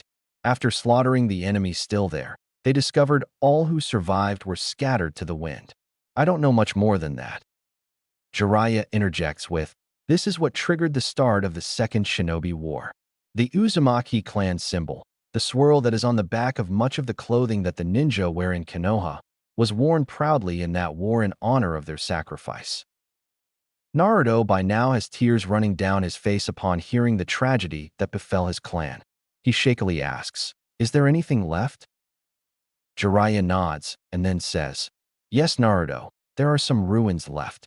You were actually near the area where the village was located. You see, some of the survivors eventually returned to the land of whirlpools and decided to live peacefully and never establish a ninja system there again so as not to be attacked. The name was then changed to what is now the Land of Waves. The island was closed off to all travel due to the whirlpools surrounding it that only an Uzumaki knew how to deactivate." Naruto is silent as he stares at the swirl on his headband. Kyuubi and Jiraiya both give him a minute to come to terms with what he has heard. Eventually, his tears stopped and his eyes started burning in determination. He then swears in the most serious voice he can muster, "I will forever remember their sacrifice. In their honor, I will learn all I can of their arts and become the next Uzumaki seal master. I will eventually return to my ancestors' homeland and rebuild it to its former glory. I swear this on my ninja way." Nodding in satisfaction, Jiraiya then asks, "Is there anything else before we start?" Naruto shakes his head no. The trio then stands up and Jiraiya says, "Then let's get started. Create the clones and we will begin." Naruto shouts, "Yash," and moves to the middle of the clearing, channeling his chakra and moving his fingers into a familiar cross sign. He roars out, "Kage Bunshin no Jutsu." Chapter 5, Sins of the Past. The past 3 weeks have been some of the toughest of Naruto's life, and he was looking forward to finally be able to rest. Every day has been the same. He would wake up and summon Kyuubi. Then he would make 300 Bunshins and have them group off learning various things under the watchful eyes of Kyuubi and Jiraiya, as well as their own Bunshins, while he went and did physical training using the weights Jiraiya gave him. Then every 5 hours, Naruto would meditate and slowly disperse the groups of Bunshins and assimilate their knowledge. He would then create more Bunshins and start the process over again while he went and practiced what they learned, and continue this until it was time to sleep. I had all paid off though. Naruto was the strongest he'd ever been in his life. Under Kyuubi's tutelage, he learned how to utilize his enhanced senses. He can also create and control foxfire. He was only at an intermediate level. He had no problem creating and channeling it like he would normal fire, but the jutsu he used were low in number. He could also manipulate it to cover parts of his body for use in his taijutsu. He also started delving into kitsune illusions. But they were complicated and he did not get very far, only at a beginner's level, being able to do basic illusions such as Kitsune no Sakaku, Kajino Karuku, Kitsune Illusion, Cloak of Shadows, and Kitsune no Sakaku, Niseno Kitsuyuki, Kitsune Illusion, False Insanity. The Kitsune-style taijutsu was a different story. He took to it like a fish to water. It just felt natural to him, and he became very proficient, borderline advanced at the style. When combined with his foxfire abilities, it made a deadly combination. The Kitsune Taijutsu is a very acrobatic style that utilizes speed, unpredictability, feints, misdirection, and counterattacks, often integrating parts of the environment to its advantage. Moving in all directions near the opponent, whether it be above, behind, to the sides, or head-on. The user moves in using high speeds to bypass an opponent's guard and strike quickly with a quick punch or kick combo, and then move away before the opponent can counterattack. Movements simply flow with each other with no pattern or method, making it hard to predict, yet still very deadly. Learning the style was made even harder due to the chakra weights given by Jiraiya. Thanks to the Kyuubi's healing, however, his body quickly adapted to the weights. So Jiraiya then placed resistance seals on him. These seals work by altering the air around the bearer, increasing its resistance to movement, making it feel more like moving through water or mud. Naruto's seal was currently only on level 2 out of 10 due to only having them for a few days. Training with Jiraiya was just as difficult, but his ninjutsu arsenal was now greatly expanded to include some jutsu of his nature affinities, wind and fire, with the fire being Kitsunbai. Those include Katon, Inden, Fire Release, Flame Bullet, Katon, Hosenka no Jutsu, Fire Release, Phoenix Sage Fire, Futon, Daitapa, Wind Release, Great Breakthrough, Futon, Atsugai, Wind Release, Pressure Damage. He also learned some jutsu to expand on his existing talent with Kage Bunshins. Those include Shuriken Kage Bunshin no Jutsu, Shuriken Shadow Clone, Kunai Kage Bunshin no Jutsu, Kunai Shadow Clone, and Naruto's favorite, Bunshin Daibaka, Clone Great Explosion. He also learned the Shunshin no Jutsu, Body Flicker, at Jiraiya's insistence. His chakra control also increased greatly, mastering tree and water walking to the point where he could fight on any surface for over an hour without losing his concentration. He had also started kunai balancing, and was able to hold a kunai suspended above his hand for about 5 minutes. Naruto's skill in sealing progressing quickly. Fuinjutsu just seemed to click with Naruto. He read through several books on Fuinjutsu theory and improved his calligraphy to a level Jiraiya was satisfied with. He can write seals at decent speeds for a variety of functions. He is versed in some Fuinjutsu techniques like Yan-Tsu no Kuna no Fukusakusu no Shihiki for Corner Fox Barrier. He can also make many types of seals, ranging from storage scrolls to explosion tags and chakra suppressors. His Kenjutsu was also nothing to scoff at. While he is no master swordsman, he was able to adequately wield and use a sword without looking like a complete novice. Using hundreds of bunshins every day for 3 weeks had improved Naruto's skills from low Chunin to high Chunin or low Jonin. We now find Naruto and Jiraiya heading towards a familiar ninja shop. Present time with Naruto and Jiraiya. With an exasperated look on his face, Naruto asks, Ero-senin, where are we going? I want to get some ramen. It's been forever since I went to Ichiraku's and saw Tsuchiyajisen and I am Nichin. Frustrated at the lack of respect, Jiraiya asks, whatever happened to Jiraiya-sensei Gaki? I thought I was finally getting some respect from you. With a sly grin, Naruto answers, that's because we aren't training anymore. You said while we were training I was supposed to call you that, but now we aren't. It's back to Ero-senin.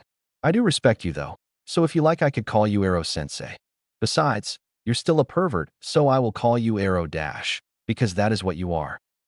Sighing, Jiraiya says, whatever Gaki, but to answer your question, in case you haven't noticed, your training outfit is beat to hell, and due to your growth spurt, none of your old outfits will fit.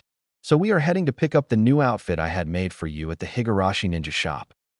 Grinning brightly, oh, we're going to see Kishiro Ajisen? That's cool.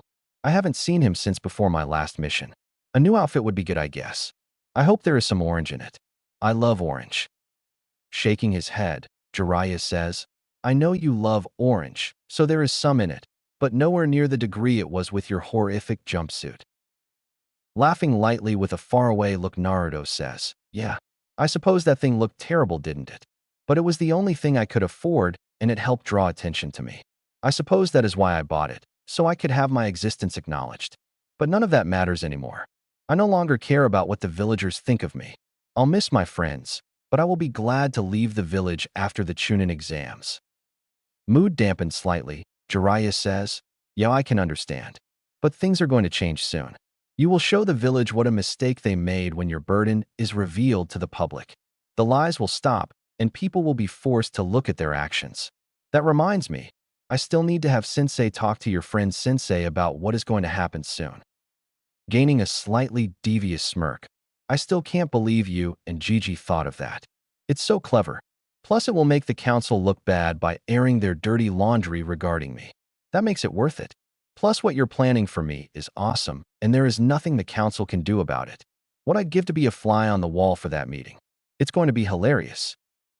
Patting Naruto's Jiraiya says, I planned on you and I crashing that meeting. As the meeting does regard you, and to an extent me, they would not be able to raise a fuss about our presence. Although I'll ask Sarutobi-sensei to cause a distraction, allowing us to show up in the shadows and hide our presence with our transparency jutsu to spy on it for a while first. Then reveal our presence when the time is right. But enough of that. It looks like we are here. Entering the shop causing the bell to ring, Kizaru looked up to see both Naruto and Jiraiya standing there with Naruto waving and saying, Hi Kizaru Ajisen. Did you miss me? Looking confused, Kizaru looks at Naruto and is slightly stunned. Minato? No, wait, that's not Minato. But that must mean. Pointing at Naruto, he asks with voice trembling slightly, Naruto? Is that you? With a foxy grin that bears his fangs, making him look even more feral with his new features. Of course it's me. Who else would call you Ajisen to your face? Laughing because that is true. I suppose you're right. You sure changed a lot. Do you mind me asking what happened? Looking towards Jiraiya and seeing him nod, Naruto decides to tell the truth. Ero-sennin seems to trust you, so no, I don't mind. You know about my tenant, right? Chuckling at Naruto's nickname for Jiraiya and nodding, Naruto continues. Well, I met him a few weeks ago after Ero-sennin removed the seal that was over the fox's seal, and it pulled me and him into the seal, where we talked and made a deal. Turns out my seal was not working right, and caused my body to be stuck as a 9-year-old. He fixed it, but it had some side effects, as you can see. That is what the explosion of power a few weeks ago was about. Completely surprised at what he was told, Kizaru felt like he wasn't getting the whole picture, but decided not to ask as he didn't need to know. Shaking his head, Kizaru asks, So I assume you are here to pick up your new wardrobe? Nodding eagerly, yeah. Ero-sennin said he got me new clothes because my old ones would not fit anymore. This training suit is all I got. Handing Naruto a brown, wrapped package, Kizaru offers. Well, why not just change into a set here? There are changing areas in the back. Go on while I talk to Jiraiya here. Bowing, Naruto thanks him and goes off to the back of the store to change. Jiraiya, after making sure Naruto was out of earshot, even with his advanced hearing, then asked with a whisper, Is the special order almost ready? Equally quiet, Kizaru replies, Yes. It is almost done. By the end of the exams you will be able to stop by and pick them up. Does Naruto know about his parents yet? Shaking his head, Jiraiya replies, No. I am going to tell him about his parents later today and give him his mother's inheritance. I'll hold on to his father's scroll until we are safely out of Konoha. There is no way we can risk his father's prized jutsu falling into the hands of someone like Danzo. That would be disastrous for all involved. Nodding, Kizaru says, It sounds like a plan. I hope he does not react too badly, though. I hope he does, Kizaru. Now look alive. Here he comes. Sure enough, there was Naruto dressed in his new outfit with a foxy grin on his face. Thank you so much, Ero-sennin, this is awesome. I look totally badass in this. Indeed he did. Naruto's outfit consisted of a short-sleeved, black trench coat with dark red and orange flames at the bottom of the coat, the Uzumaki clan symbol on the left sleeve, and the kanji for 9 engraved on a Hittite plate on the right. His practice sword attached to the fasteners going diagonally down the back, a mesh shirt visible under a long-sleeved, tan, V-neck style shirt. Wrapped bandages starting at the forearm over the sleeves down to the hand. Semi-loose black pants with some bandages around the thighs, and a kunai holster attached to the right leg, held up by a belt, brown in color, with places to hold scrolls on them. A pouch for basic supplies near the back of the hip, and finally shin mesh to bind the lower area of the pant legs, and black ninja sandals. Nodding in approval, Jiraiya said, You pull of that look well, Gaki. Especially with that feral look and longer hair of yours. You look like a serious ninja. Looking at Jiraiya with a grin on his face, then turning to Naruto. You almost look like you were born to wear those clothes. Although it helps when this is a near replica of Minato's clothing during his prime, just in darker colors and smaller size. He definitely takes after his father now. Oblivious to the older man's inner thoughts, Naruto simply says, Thanks Kizaru Ajisen, Ero-sennin. Kizaru smiles then frowns slightly. You welcome Naruto, but I can't help but feel something is missing. Ah, I know. Kizaru reaches back to the leather wrap in his hair, unravels it, letting his hair flow free and hands it to Naruto saying, come over here for a minute. Naruto does as asked and Kizaru turns him around so he can see Naruto's hair from the back. Pulling the hair together in the back, Kizaru proceeds to wrap the dark leather band in Naruto's hair starting at the base of the neck, down to his shoulders where he leaves a small amount of hair falling freely at the very end. He then unties Naruto's forehead protector and turning Naruto around, he ties it to his left arm. So the leaf symbol is visible just below the Uzumaki clan symbol. There you go, Naruto. Now it's perfect. Naruto then turns to the window to see his reflection and admire the new hairstyle and placement of his forehead protector. Giving a thumbs up, Naruto says, it's perfect. Thanks. Jiraiya then speaks up. Thank you for getting this done, Kizaru. We have to go dash. Jiraiya was then interrupted by Naruto's stomach making its displeasure about lack of food apparent, much to Naruto's embarrassment. And get the Gaki some food apparently. Yada. To Ichiraku's. Grabbing Naruto's shoulder before he can run off, Jiraiya then says, wait Naruto. Let's take the quick way, why don't we? Okay, Erosenin. Bye Kizaru Ajisen. I'll see you later. Both Jiraiya and Naruto bowed before making a hand sign and disappearing in their respective shunshin. Jiraiya in a swirl of leaves and Naruto in a swirling column of blue fire. Outside Ichiraku Ramen. Arriving at the ramen stand, Naruto immediately ducks under the flaps and shouts in greeting. Hey Tsuchiya-jizen, I am Nichin. Did you miss me? Naruto is immediately glomped by a brown and white blur. This blur happened to be Ichiraku Ayam, a young woman of around 17, with tan skin, long brown hair, and dark eyes. She and her father have known Naruto since he was a child and are two of the few who treat Naruto well, with Tsuchi acting like a kindly grandfather and Ayam an older sister. Naruto Atuto, where have you been? We haven't seen you in over a month, and we were getting worried. Turning red due to being smothered in Ayam's chest, Naruto manages to force out, I am Nichin. Can't breathe. At this point Jiraiya, who is currently grinning lecherously and scribbling in his notebook, comments, I don't know Naruto. Seems like a good way to go to me. Giggle giggle. Ayam, looking down and seeing where she is currently gripping Naruto at, turns red and after letting go of Naruto, shouts, pervert, and hits Jiraiya with the ladle she is currently holding. Upon hearing Ayam shouting out, Tsuchi, in a fit of fatherly rage, storms out to castrate whoever is inappropriately touching his daughter, however stops at seeing Jiraiya and stares confusedly at the sight of a bright red Ayam, a laughing Naruto, and Jiraiya, who is currently on the floor with swirly eyes and a huge lump on his head. Immediately guessing what has happened and realizing he overreacted, Tsuchi then remarks, You'll never change, will you, Jiraiya? Jumping up and dusting himself off like nothing happened, he replies, you know me Tsuchi, I need research for my new book and the Gaki here is a gold mine. At this time, Tsuchi and Ayam take a closer look at Naruto, who currently is grinning widely at the sight of the duo and taking his changes, with varied reactions. Tsuchi whistles and says, looking good Naruto. I like the new look. Finally hit puberty, huh? Wincing slightly at the memory, but pushing it away and smiling at his Ajisen, he replies, hee hee. I guess you could say that Tsuchi Ajisen. But what's wrong with Ayam? She's acting weird.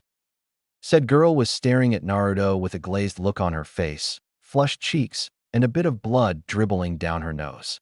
Upon seeing this, Tsuchi immediately bursts out laughing, snapping Ayam back to reality and wondering what the joke was. Naruto, being oblivious, doesn't understand what is going on but notices the blood and comments, Hey Ayam Nichin, you got a bit of blood coming out of your nose. With pink rising in her cheeks at being caught having some indecent thoughts towards her little brother, quickly wipes her nose and changes the subject by asking, So Naruto, what'll it be today?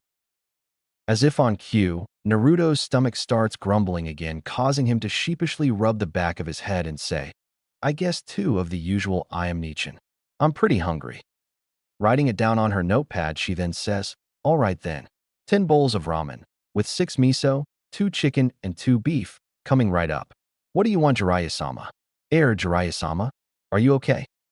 Jiraiya, whose eyes bugged out at hearing the order, is currently having flashbacks of a certain female, red-headed Uzumaki. Kami, he eats just as much as his mother. My poor wallet is going to be so empty when I'm done here. Eventually shaking himself out of his stupor, he says, just a beef and vegetable ramen is fine with me. Now sitting at the bar next to each other with the 2 ramen cooks in the back, Naruto asks, Hey Ero-senin, where are we going after this? I don't really want to go back to my apartment and have to deal with everything being broken again. Nodding and understanding, Jiraiya says, You're staying with me at my hotel for the remainder of our time in the village. But before we go, we have to stop and see the Hokage. I'm sure he misses you, and we have to get the first phase of our plan out of the way. Nodding in agreement, Naruto then asks, It's really happening, isn't it? There's no going back now. Serious now, it is Naruto. There is no other choice. I will not let the village continue on unpunished, and this will strike them all where it hurts. Ayam then returns with their meals. With a quick ida to Kimesu, they dig into their meals. After finishing them and receiving the bill, Jiraiya cries waterfall tears as he empties his wallet onto the countertop. After which Naruto and Jiraiya then shunshin to the Hokage's office. Hokage office, with Sarutobi. Sarutobi Hiruzen was currently fighting a losing battle against the bane of every Kage in existence, paperwork. Massaging his aching hand, he gets up and walks over towards the Yandame's portrait with a scowl on his face. I bet you're just mocking me right now, seeing me toil over endless piles of paperwork. How did you do it? What was the secret to getting it all finished so easily? His internal grumbling was interrupted when he felt the telltale spike in chakra, signaling a shunshin in his office. Turning to face the new arrivals, he is surprised to see who is arriving in his office. Appearing in the classic swirl of leaves was Jiraiya, but it was who appeared in a column of blue fire swirling up from the floor that caused the Sandame's heart to stop briefly. Minato? No, it can't be Minato, so it must be Dash. Hey old man, did you miss me? Smiling brightly. Naruto, my boy, it's good to see you.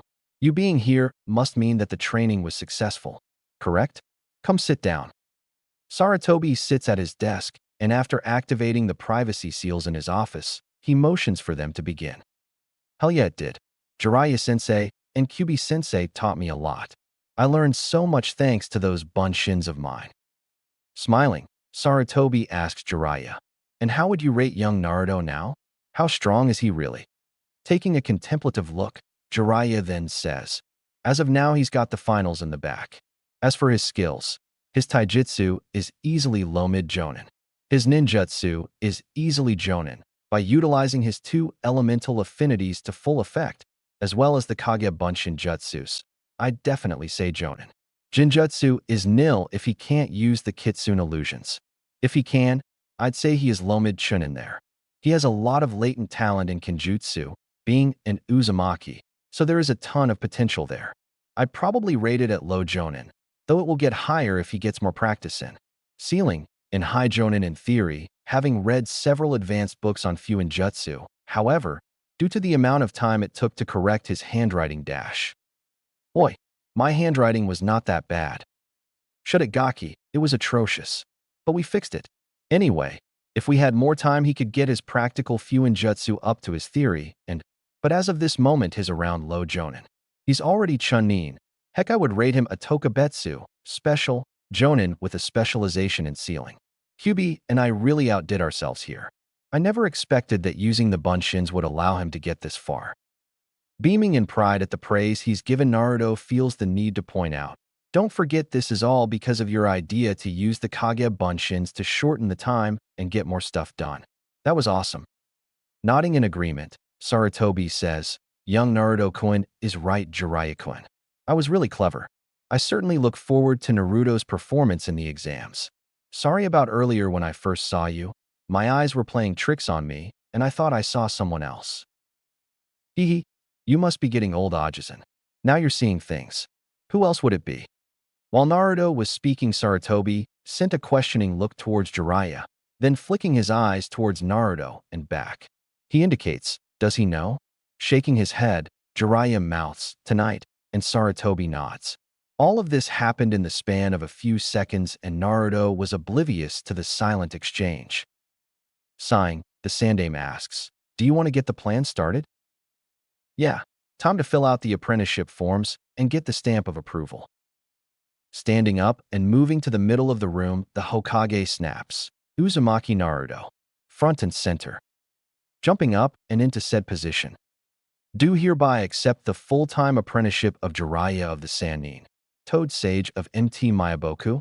If you do, Jiraiya-sama will be your legal guardian in all things. You will be granted the rights and privileges a Sannin has, including, but not limited to, Sannin travel rights and limited political immunity. You will only answer to either Jiraiya-sama or myself. No one else will have the authority to command you. Are you willing to accept this responsibility?" Bowing at the waist, he says, "I do so swear on the will of fire that I accept this honor and will be forever loyal to you and my master." Placing a hand on Naruto's shoulder, the Sandaime looks Naruto in the eye and says, "I'm very proud of you, Naruto-kun. You made a good choice." Motioning everybody to his desk, the Sandaime asks Naruto and Jiraiya to sign their names on the applications for apprenticeship and guardianship. Doing that, Sarutobi then gleefully stamps the Hokage seal on the document, making it official. "It's done. Is there anything else?" "Yes, Sensei, just one thing." Nodding, Sarutobi motions on. "I would like you to have that talk with Naruto's classmate Sensei." Smiling slightly and nodding, "It's already been done. It was a rather interesting conversation." Flashback 3 weeks ago, Hokage's office. In the Hokage's office sat the 4 Jonin senseis of the group the village has dubbed the Rookie 12. On the far left sat Guy Mato, Konoha's Taijutsu master and sensei for Team 9. On the inner left sat Yui Kurenai, the Jinjutsu mistress of Konoha and sensei to Team 8, staring with disdain at the smoker next to her. That smoker was the son of the Sandaime Hokage, Sarutobi Asuma, former member of the 12 Ninja Guardians and sensei to Team 10. Finally, on the end sat Hatake Kakashi, the copy ninja, the last surviving member of Team Minato and sensei to Team 7. Across the desk sat Sarutobi Hiruzen, smoking his pipe. "I'm sure you are wondering why we have called you away from training your students for the Chunin exam finals." Kakashi winced slightly, but only the Sandaime noticed. "Some news has come up, and I felt it prudent to inform you, because it involves those on your team entered in the Chunin exam finals." Kurenai asks, "What information is this, Hokage-sama, and how does it affect our students?" Gazing seriously at them all, "It seems that Suna has brought a Jinchuriki for the exams, and he is currently in the finals." At this news, the 4 Jonin's eyes widen. "You can now see why I felt the need to bring this to your attention, especially you, Kakashi, seeing as how one of your students is fighting him. Now everything we own on the Gaara and our own Jinchuriki, Naruto from the time they were born until now, are in these folders. I want you to read them, and then we'll continue." The Jonin then take the folders and start reading. While smoking his pipe, waiting for them to finish, the Sandaime notices multiple expressions cross the Jonin's face: disgust, fear, hatred, sadness, surprise, and more. Finally, all are finished, and the air is full of sadness. Asuma says, "I knew Jinchuriki had it rough, but this is terrible. Assassination attempts, brutal beatings, torture, I never knew. Naruto has had a terrible life, and Gaara's was even worse. They are granted so much power, but at a terrible cost. Sigh, I need another cigarette." Kurenai can't say anything. She is simply speechless with an aching heart and tears running down her face. Guy says in a surprisingly quiet voice, "Such unyouthfulness these children deal with. In our own village, too. It seems the villagers' flames of youth went dark a long time ago in regards to young Naruto." Kakashi, "I already knew about a majority of these issues, seeing as I was usually the first ANBU on the scene, but seeing it all together on paper, what seemed small and scattered incidents were actually so much more. How could I have been so blind to this? So you all understand now. I am giving you full authority to discuss this with your teams. Everything. Don't leave out a single detail. They must know what they are dealing with. If they ask about Naruto's status as a container, give them hints, but don't say it outright. There are events in motion that center around the Chunin exams. I have it on good word that Naruto's burden will not stay secret much longer. So please spare your students the lies that the civilian council will spread and allow them to form a clear opinion of Naruto. That is all. Dismissed. Sir, for voices called before vanishing in a swirl of leaves. Flashback end. And that's about it. It's been done so that when your burden is made public knowledge, your friends will defend you. There may even be more people who convert to your side after my announcement of your burden, as I plan to open your medical records to the general public, allowing the village to know all you have been put through at their hands. Naruto's face paled rapidly, and he started hyperventilating. Naruto, my boy, calm down, this must be done. Naruto, getting his fear under control, he shakily asks, even that one time, Hokage-sama? The Sandaime looks at Naruto seriously and nods ever so slightly. Standing suddenly, Naruto says, Jiraiya, I've got to go. I'll meet you back at the hotel. I need some time to think. He disappears in a swirling column of blue flames. Very worried, Jiraiya then asks, Sensei, what did Naruto mean by that one time? What causes him so much stress? Sighing deeply, the Sandaime reached into the bottom drawer and pulled out a bottle of sake and 2 saucers. Have drink, Jiraiya. You're going to need it. Jiraiya drinks. It's that bad. Shaking his head sadly. No, I'm afraid it was much worse. The event Naruto was talking about was the time he was raped, then beat near to death by several villagers. Dear Kami, I never knew. Why did this have to happen?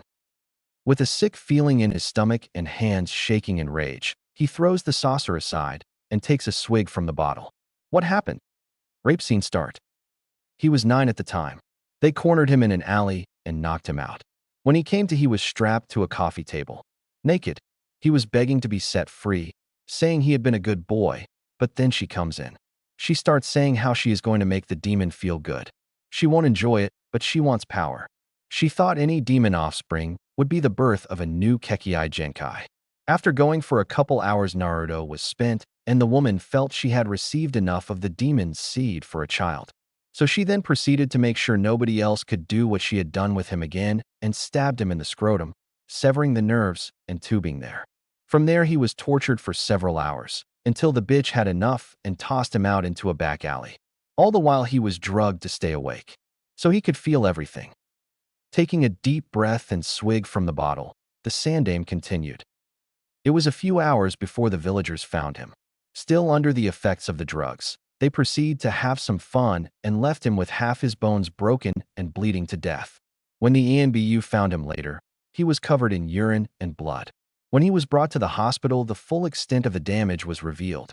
64 broken bones, a ruptured spleen, collapsed lung, a cracked skull, broken nose, black eyes, lacerations to 70% of his body, and his reproductive system was completely destroyed. Rape scene end. Sighing deeply. It took 3 weeks full of surgeries. However, if the Kyuubi had not helped him, there was no way he would have survived. It was the only time the doctors and Kyuubi worked in tandem. The doctors set the bones and Kyuubi mended them. They rebuilt his reproductive system, and the Kyuubi healed it and made it functional again. If he was bleeding too much when repairing his internal organs, the Kyuubi lessened the flow. They cleaned and disinfected the wounds and lacerations, and Kyuubi stitched the skin back together. It was a miracle that he survived. After all the wounds were healed and sealed up, Naruto was placed in a medically induced coma for 3 weeks. Why so long, Sensei? Every day we sent in a Yamanaka to try and identify the woman and other attacks, but the mental defenses were too strong. They could not access it to see it, or suppress it to help with Naruto's recover. He will forever be haunted by that night. I could never get him to talk about who he saw. I know for a fact he knows who the woman was. If you should ever get him to identify this woman during your time with him, I beg you, please let me know so I can punish them for it. I promise, Sensei. This is a trying night for him. I still have to tell him about his parents. I planned it tonight, but I should probably wait until tomorrow though. I don't think he could handle it right now. Good night, Sensei. Jiraiya vanishes in a swirl of leaves to go search for Naruto. Chapter 6. Revelations and Rewards. Naruto and Jiraiya are currently in the Hokage's office discussing the upcoming invasion plot that had been discovered by Naruto. Flashback. Last night, after Naruto left, Naruto was currently jumping across rooftops trying to clear his head and come to grips about what the Sandaime is going to do. I can't believe Gigi is going to tell them about that. I never wanted anyone to know. The only person I ever told was Haku-chan. Now everyone is going to know. Naruto's musing was interrupted as he detected a spike in chakra to the east of him. What is that? There is nobody training this late. Even if there was, the training grounds are in the opposite direction. Deciding to see what is happening, he moves towards the source. Upon arriving, he finds the proctor of the second exam, Gecko Hate, engaged in battle with the Jonin sensei of the Sand siblings. Quickly realizing this is no friendly battle after seeing the Suna Jonin narrowly be decapitated and retaliate with some sort of wind technique, Naruto decides to intervene. Drawing on small amount of demonic chakra, he flashes through hand signs and mutters, Kitsune no Sakaku, Kajino Kuku, Kitsune illusion, cloak of shadows, to hide himself from sight and sneak up on the Sand Jonin. He comes up silently behind the Jonin during his gloating and pulls out a kunai and bashes him in the back of the head with the butt of the knife, knocking him unconscious. The danger past, he drops the illusion and rushes over to the coughing Leaf Jonin, who is losing blood fast and on the verge of passing out. Seeing the Leaf Hitaiate on his left arm, he manages to force out before losing consciousness. Spy. Yakushi. Suna. Odo. Allies. Invasion brief coughing fit during the finals. Warn. Hokage-sama. That is all he manages to say before losing consciousness. Still alive, however barely, he starts putting pressure on the wounds and flares his chakra to let someone know of his position. Feeling the chakra spike, a squad of ANBU on patrol suddenly appears. The squad takes in the scene while the leader, a female with purple hair and a cat mask, notices the wounded man and shouts, Hi-8 Kuin, and immediately rushes and shoves Naruto out of the way to apply emergency first aid. Two other Yanbiyu move to secure the Suna Jonin, while another Yanbiyu, a tall man in a bear mask, walks over to Naruto and says, Report. What happened here? Naruto starts to explain, but before he can start, Jiraiya arrives. Taking in the scene, he asks, Naruto, are you all right? What happened? I was just getting ready to tell Bear-san here that, but I would recommend we go see Hokage-sama about this. It's very important. Realizing the seriousness of the situation if Naruto calls his Gigi, Hokage-sama, Jiraiya looks to the bear-masked ANBU and nods, and all three disappear in their respective shunshin towards the Hokage's office. Upon arrival, the trio is noticed by the Hokage, and seeing the serious looks on Jiraiya and Naruto's face, as well as the presence of the ANBU, Sarutobi immediately moves into Hokage mode and snaps out, Report. The duo looks at Naruto, and he steps forward and gives a brief summary of all that happened. Flashback end. Sighing at his desk, the Sandaime says, an invasion during the Chunin exam finals with Odo attacking and Suna breaking the alliance with Konoha and helping. So that is what my former student was planning. Nodding, Jiraiya remarks, we always knew that Snake Team would try to take revenge on you for passing him over for the title of Hokage. The bear Yanbiyu speaks, Hokage-sama, we must make preparations. We have the Suna Jonin currently locked in the ANBU holding cells, and if Gecko-san's words are interpreted correctly, we have a spy in our midst named Yakushi. Naruto then speaks up. He must have been talking about Kabuto. He was in the exams with us and had all these fancy info cards that had a lot of information on everybody there. He had this creepy aura around him that made me nervous. Growing up like I did, I learned how to read people, and let me tell you, when Kabuto looked at me, shudders, it was like he wanted to dissect me or something. The Sandaime, nodding, says, we have received reports of strange behavior on the part of Kabuto lately. You're probably right there, Naruto. Turning to the ENBU, Bear, gather a squad and assemble the clan heads and be discreet about it. We have to make plans on what needs to be done. Bring Danzo as well. He will find this out sooner or later, so he might as well be here. Jiraiya frowns at hearing Danzo's name, but says nothing, seeing merit in the statement. Hi, Hokage-sama. It will be done. The ENBU shuns away to carry out the Sandaime's orders. Turning back to Naruto. Thank you for coming forward with this, Naruto. Also, thank you for saving young Hayate-san. If it wasn't for you, we might never have known this until it was too late. Now we can properly prepare for this. Now the clan heads are arriving soon. Normally you would not be present, but seeing as you are Jiraiya's apprentice and this information was brought forward by you, I will allow you to stay, but I ask you to be silent unless spoken to and show respect to the clan heads and Danzo. This changes our plans for you slightly. I did not plan to reveal you until later, especially to Danzo, but we have no choice now. I have to warn you, be wary of Danzo. I don't know what he might try against you. Bowing, hi Hokage Gigi. Naruto then moves to the side of the office as the clan heads begin arriving. Eventually the office was filled with the sleepy clan heads. Akimichi Chuza, Yamanaka Inoichi, Narashikaku, Aburame Shibi, Hyuga Hayashi, Inazuka Tsum, and Shimura Danzo, all with a puzzled look on their face upon seeing Naruto and Jiraiya there, especially with Naruto's new look and features, but put it aside seeing the serious expressions on their faces. The Hokage then activates the privacy seals in his office. Stepping forward, Danzo is the first to speak. Hiruzen, why have you called us here in the middle of the night? Also, why are Jiraiya and Uzumaki here? That will be revealed shortly, Danzo. First off, I want everyone here to know everything you hear during this meeting is classified information dealing with the survival of the village. This has the effect of snapping all assembled out of their sleep-induced stupor.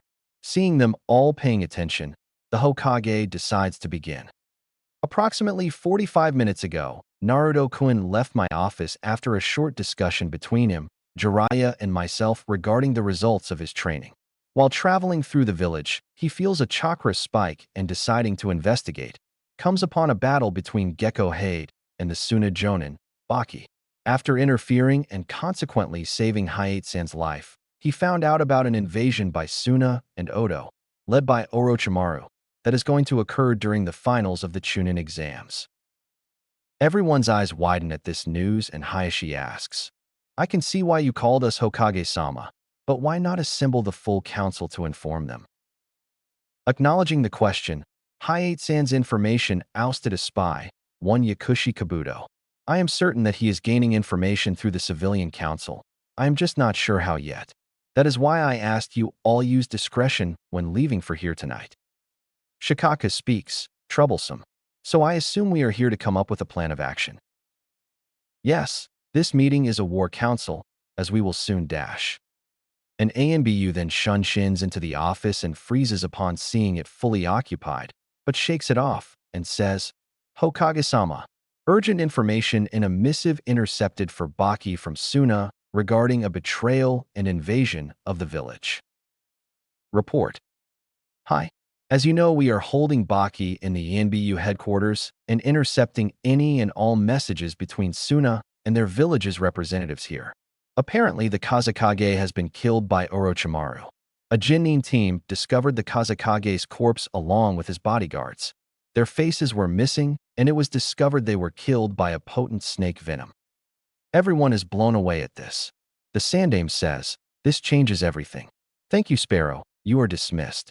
Do not tell anyone else about this. There are spies in the village, and we don't know how deep they are buried. Hi, Hokage-sama. The ENBU shunshins away. Jiraiya speaks. So Suna was tricked into attacking us by Orochimaru. We can use this to our advantage and have Suna on our side without Orochimaru finding out, and when he starts the invasion, he will get a nasty surprise. Sum speaks. So what are we going to do about the snake trader? The Sandame. I know my old student very well. He probably has two goals for this invasion. Kill me and cause as much damage to the village as possible. It's time I finished what I started, so I will fight Orochimaru. Danzo. No offense, Hiruzen, but you are not in your prime anymore. If you fight Orochimaru, he may very well win. What do you suggest I do? There is no way I can send somebody in my place. Except for Jiraiya, nobody would be strong enough. Even if we tried to substitute myself with him, the Kage box has chakra disruptors that detect and dispel any hinge or jinjutsu, so it would be impossible to disguise him. I may be able to help with this kit. Step forward and summon me. They are all going to find out sooner or later. Stepping forward, Naruto addresses everyone. That may not be true. I may have a solution, or rather, my tenant does. All eyes turn to Naruto, wondering what he means. Turning to the Hokage, he asks to speak with everyone. They were going to find out sooner or later. Eyes narrowing in suspicion, Danzo says, "What is the boy talking about, Hiruzen? How could the Kyuubi speak to us?" Sighing deeply, the Hokage decides to explain. "I'm sure you all have noticed Naruto's new features. There is a reason behind them. Some of you may know that Orochimaru encountered Team 7 in the Forest of Death. In the process, he placed a Gogyo Fuin on Naruto. When Jiraiya removed it several weeks ago, he and Naruto were pulled into the seal and met the fox. They worked out a deal, and this is part of it. I'm sure Kyuubi can explain the rest. Do not overreact. Everyone is completely safe." Turning to Naruto, he says, "Go ahead." Walking forward, Naruto asks, "Some room, please." Everyone rather nervously steps back. Unraveling the bandages on his left arm, revealing the fox tattoo there, Naruto channels a small amount of demonic chakra, making everybody even more nervous, swipes some blood across the seal, and shouts out after slamming his hand on the ground, "Oni Kuchios no Jutsu." A small cloud of smoke appears, and after it clears, Kyuubi, the size of a large dog, with 9 tails waving behind it, appears. Before anyone can panic, he raises one paw and says, "Do not fear. I mean no harm to you at the moment. I simply wish to speak to you all." Danzo, with narrowed eyes, asks, "How are you out of the seal, and what do you mean you wish us no harm? You attacked the village before. What is stopping you from doing it again?" "I deserve your suspicions, human. What you don't know is that I was under a Jinjutsu when I attacked. I was ripped out of my previous container and had my will subjugated by a Mangekyo Sharingan." Inoichi shouts, "Impossible. The only one who could do that was Uchiha Madara, and he died over 100 years ago." "You are wrong, human. That blasted Madara is still alive. A shell of his former self, but still alive. He bears the final level of the Sharingan, the eternal Mangekyo, which grants the bearer a form of my immortality. I know this because I am the one who created it." Eyes widening at this information, Chuza speaks. "You gave the Sharingan to the Uchiha clan?" Nodding, "Yes. Did you think that any force beyond my creation would be able to subjugate me? But we are getting off topic. I did not intentionally attack this village." End of story. The Sandame nods. Kyuubi is correct. Naruto said that you had a suggestion. "Yes, I do. You said that you would not be able to disguise the perverted hermit due to seals that disrupt chakra. I can override that and cast a kitsune illusion on him." Shibi pushes his sunglasses further up his nose and stoically says, "I'm assuming this illusion utilizes a different method. Seeing as how the seals disrupt human chakra, logic dictates that the assumption of your own demonic chakra not being affected. The one who smells of insects is correct. I have been teaching the kit here kitsune illusions. The one I'm speaking of is similar to your hinge, however it is solid and virtually impenetrable. I can cast this onto the perverted hermit, and he will be able to take the old monkey's place, while he sees to the defense of his village." Shikaku sighs and says, "Troublesome, but it would work. If Kyuubi's word is to be believed, we would be able to successfully switch Sandame-sama with Jiraiya-sama with no one being the wiser." Sum, still skeptical, growls out, "Why should we trust the Kyuubi with this? For all we know, it could be lying." Growling lightly, "I know about your clan Inuzuka. You understand the concept of honor unlike most humans. Unlike you all, I am not human. I am a demon, and a demon has honor. So if I say something is true, it is true." Hesitant, but understanding, the Inuzuka head says, "I suppose you're right." Sarutobi, addressing the fox, says, "So it is decided. We will use Kyuubi's plan. Thank you for your help. I will ask Naruto to summon you when we need you." Nodding, the Kyuubi vanishes in a red haze. Danzo, still curious, says, "While this has been an enlightening experience, I still fail to see why you requested my presence, Hiruzen." Addressing the rest of the crowd, Sarutobi says, "This meeting has served its purpose for now.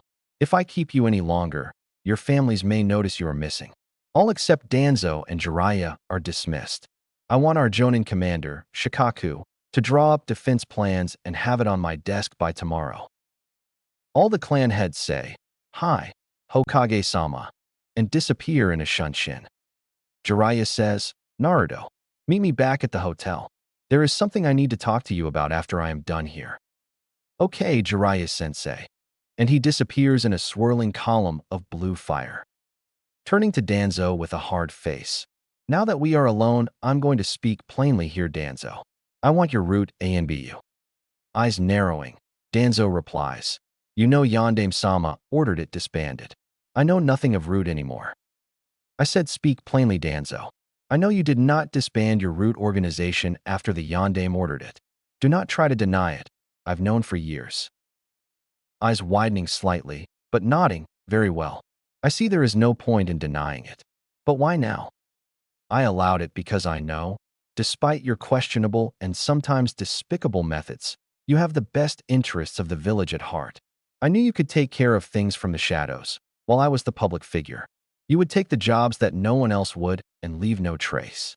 I do not like your methods, so I turned a blind eye as long as you never decided to work against the village. I know a lot of your secrets, Danzo." He looks pointedly at his bandaged arm and eye. Slightly nervous and paling slightly, Danzo says nothing, but his expression shows his surprise. "Yes, I admit I was horrified when I discovered the information.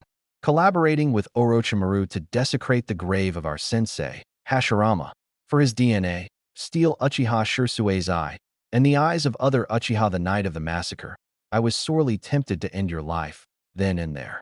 To have gone so far to fight against death and obtain the power of the Biju was disgusting to me. However, no matter how much my own morals screamed at me, I take the job of Hokage very seriously. I know sometimes that decisions have to be made that will be for the good of the village. So, I again turned a blind eye because I knew, as sickening as it was, we still needed you to operate from the shadows." Danzo simply asks, "How did you find out?" Jiraiya steps forward with a dark look on his face and says, "He found out from me when I found documentation of the procedure at one of Orochimaru's bases." "So you are blackmailing me?" Frowning, the Sandaime says, "I was not planning on this, Danzo, but my hand has been forced. I'm sure you can understand. Some of the things you have done could be considered treason, but at the moment you are a necessary evil."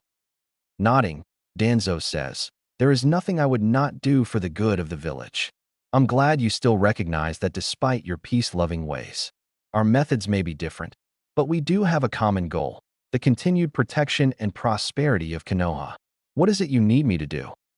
"Like I was saying, I need your route A and B. There is much corruption in this village, especially on the council.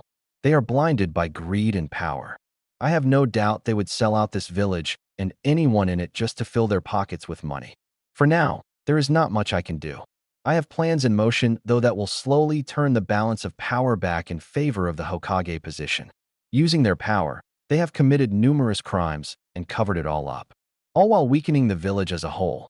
It honestly would not surprise me if some on the council were helping Orochimaru in this invasion."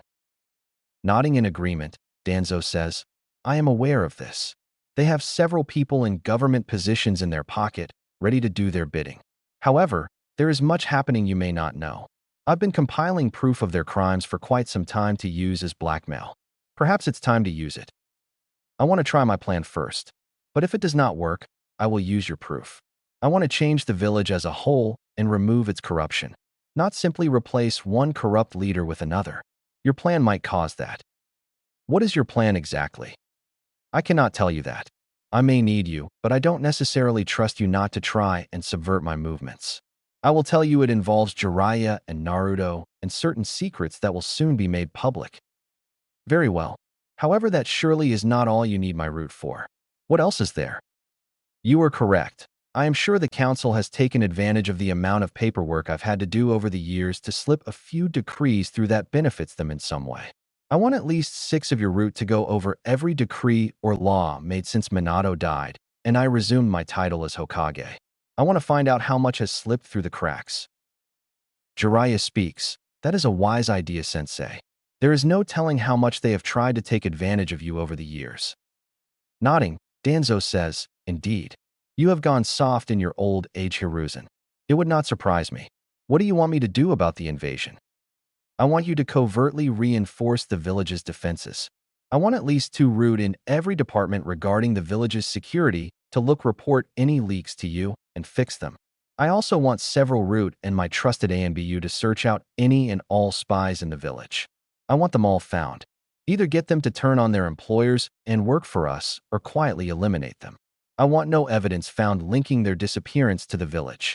Finally, before the fighting starts, I want you to quickly and quietly kill as much of the sound ninja in and around the village as you can. The less forces Orochimaru has to work with, the better.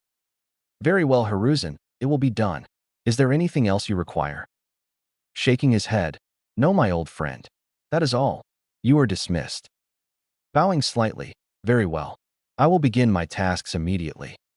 Walking out the door, he stops and gives some parting words. And Hiruzen, it is good to see your will of fire still burns. With those words, Danzo leaves. After the door is shut, Jiraiya sighs. I don't like this, sensei.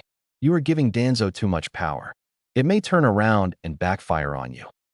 I don't plan to let him think he can do whatever he wants. I will have him watched. But I don't think he will betray me now. We may not like each other very much, but we both care for the village more than anything. Shaking his head slightly. Just be careful, sensei. Danzo will not always be on your side. I'm going to go back to Naruto. I've been meaning to tell him about his parents for a while now. It's time he knew.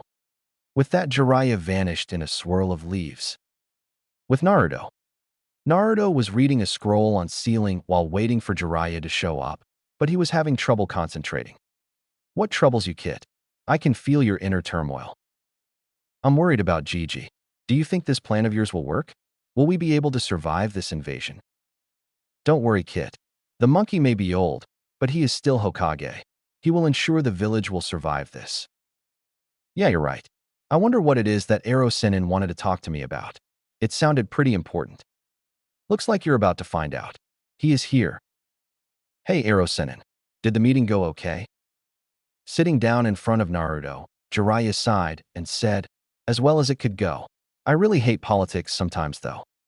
Nodding and understanding, but still curious. So what is it you wanted to talk to me about? It sounded important. It is Naruto. I just ask that you keep a clear head with what you are about to find out. Everything that was done to protect you. Growing serious, what are you talking about? Staring Naruto in the eyes, he says, it's time you knew about your parents. Naruto's heart skipped a beat. He then shakily asks, am I parents? You knew them? Nodding, yes I did, Naruto. I promised them when you grew old enough and strong enough, I would give you their legacy. Who were they? Your mother's name was Uzumaki Kushina. Your father was Namikaze Minato, the Yondaime Hokage. Eyes wide and skin paled, Naruto asks in a near whisper, I'm the son of the Yondaime? The one who sealed the fox inside me was my own father? Nodding, Jiraiya unsealed 2 large scrolls from seal on his wrist and sets them down in front of Naruto. The one wrapped in a red ribbon is from your mother. The one wrapped in a yellow ribbon is from your father. With shaking hands, Naruto grabs the scroll from his mother first. Recognizing the blood seal, he bites his thumb and drops some blood on the seal. Nervously, he opens the scroll and begins to read. My dear Sochi-san, my name is Uzumaki Kushina, Konoha's Kai Chishio no Habanero, red hot-blooded habanero, second Jinchuriki of the Kyuubi no Kitsune, last princess of Whirlpool, and most importantly, your mother. There is so much I want to tell you, but I don't have much time left. My strength is fading from having the Kyuubi forcefully removed. I'm so sorry I will not be able to be a part of your life. I know of Minato-kun's plan to make you the next Kyuubi Jinchuriki. I want to say I'm so sorry you have to bear such a burden. I know how life as a Jinchuriki can be. I know you will be strong, Naruto. You are a hero to everyone in the village, even if they refuse to believe it. At the bottom of this letter are 2 things I want you to have. The first is the Uzumaki Book of Seals. This book contains all of the collective knowledge of Uzumaki Fuinjutsu that has been passed down through the royal family, with each generation adding something to it. I leave this to you with the hopes you will eventually grow and end up adding your own parts to the book. Use it well. The second is the Uzumaki family sword, the Uzushio no Tamashii, soul of the whirling tides. This is a very special sword. It is semi-sentient that bonds with the wielder. Only someone of Uzumaki blood that the sword chooses will be able to wield it. To bond with the sword, you must kneel on the ground, while gripping the sword by the hilt and holding it with the tip facing the ground. Place your forehead against the hilt and enter a meditative state. The sword will then see if you are worthy by reading your inner being. If successful, the sword's shape will change to reflect its wielder's soul. Bear it well and make the Uzumaki ancestors proud. It seems I'm out of time. Remember, I loved you more than anything in the world. You were the light of my life and a symbol of all that was good in the world. I love you so very much, Sochi. I'll be watching over you from above. Also, keep an eye on your godparents. Keep Tsunade from drinking too much, and give Jiraiya a good kick in the balls for peeping. Your mother. Uzumaki Kushina. Setting the letter down, he then picks up his father's scroll. Opening it, he reads, Naruto. If you are reading this, you have proved yourself strong enough to bear the burden of my legacy. My name is Namikaze Minato, Konoha's Kiroi Senko, Yellow Flash, the Yondaime Hokage, and a very proud father to you. I write this even as I'm holding you in my arms, preparing to use you as a sacrifice. I want to say I'm so incredibly sorry for what I have to do. But, as Hokage, there is no way I could ask someone else to give up their child, while I spare my own. I know sealing the Kyuubi in you will make your life miserable, but I know you are strong. I know you will be able to use the Kyuubi's power for the good of the world. I have faith in you. It pains me terribly to have to leave you, but I want you to know you are a hero. I know your mother left you some gifts, so what kind of father would I be if I did not do the same? At the bottom of this scroll are the two jutsu that made me famous, the Rasengan and Hiraishin no Jutsu, Flying Thunder God technique. Learn them and use them to protect all who are precious to you. It's time for me to go. Before I do, however, I have to warn you. Beware the masked man with the Sharingan eye. He is a very dangerous man. He is the one who ripped the Kyuubi out of Kushina-chan. He has sinister plans, and I fear for the world should he succeed. Live well, and always know I'll be watching over you. I love you so very much. Your father. Namikaze Minato. Crying unabashedly now, Naruto chokes out in a voice thick with sadness, but at the same time, great joy. They really loved me. I wasn't abandoned. I had a family and parents who wanted me. Turning to Jiraiya, who is watching Naruto carefully. So I guess I get to call you Jiraiya-tosen now, Godfather. Reaching over to grip Naruto in a hug, he starts soothing him. I guess so, Godson. I also plan on finding Tsunade after this business with the invasion is over. We'll be a family. I promise. Now let's get some sleep. If I know you, you're probably itching to test out the stuff your parents left you. Hee, I suppose you're right, Jiraiya-tosen. Good night. Chapter 7. Final Preparations. The next morning, with Naruto and Jiraiya. We currently find Naruto and Jiraiya in the living room of the hotel, talking about the revelations of the previous night. So Naruto, how are you feeling this morning? You had a lot dumped on you last night. Looking out the window towards the Hokage monument, specifically his father's head, Naruto gains a content smile on his face and says, I feel great, Jiraiya-tosen. I feel like a huge weight has been lifted off my shoulders now that I know who my parents were. I was always told my father was some crooked drunk who killed himself somewhere, and my mother was a no-name whore who spread her legs for a quick Rio and then overdosed on drugs. I was told I was abandoned because nobody would want a demon spawn. Knowing what I know now, I simply feel happiness and relief. Looking at Jiraiya now, plus I still have some family around. You and this Tsunade woman are my godparents. You don't know how much I always wanted a family, a real family. Now I have it, and I am happier than I have ever been. Smiling gently, but feeling the need to ask, so you don't hate your father for sealing the fox in you? Or me and Tsunade for not being there for you in your life? Shaking his head, Naruto says, no, I can understand my father's reason. If I was in his place, I would have done the same thing. I know you probably tried your best. But between keeping this village safe with your spy network and the council probably blocking every single attempt to get close to me, I can see how you did not have much time for me. But you're with me now, and that is what matters. Taking a contemplative look, I don't know about Tsunade yet. You said she left the village in grief when she heard my mother died. who was really the only thing keeping her there in the village after losing her brother and fiancé. I would not put it past the council to have said I had died either. She might not even know I'm alive. I'll just have to find her and decide then. Proud of his godson's reasoning, Jiraiya smiles and says, "That's a very mature outlook, Naruto. You are really growing up." Hehe, I guess I am. Will you be able to help me with any of the things I got from my parents? Shaking his head, Jiraiya responds, "I can help you with the Rasengan, but that is it. Your father was better at seals than I was thanks to your mother, and most of the Hiraishin is beyond my ability to understand. I'm afraid I'm not much of a Kenjutsu user, so I will not be able to help you with your sword. We'll have to find you a teacher after we leave. Reading scrolls can only go so far. The Book of Seals I'm a little uncomfortable with. That is your clan's history and prize techniques. It would not be appropriate for me to read it. I feel that is something best learned on your own. I will help look over any seals to correct your mistakes, but I think it's best if you do it yourself." Nodding in understanding, Naruto says, "Not a problem, Arrow-Otosan. Do you have any suggestions of what I should start on first?" Giving it some thought, Jiraiya responds, "I would start on your mother's sword. If you get this bonding ritual done soon, you would be able to take it to the finals. Right now you still have the practice sword, but you need a real blade." Grinning eagerly, "Okay, it sounds like a plan. What should I do with the other stuff?" Growing serious, Jiraiya says, "It is imperative that we keep the Book of Seals and your father's jutsu out of the wrong hands. If it is all right with you, I would like to take your father's scroll and keep it on me until we leave. I will put a storage seal on your arm keyed to your blood that you can keep the Book of Seals in.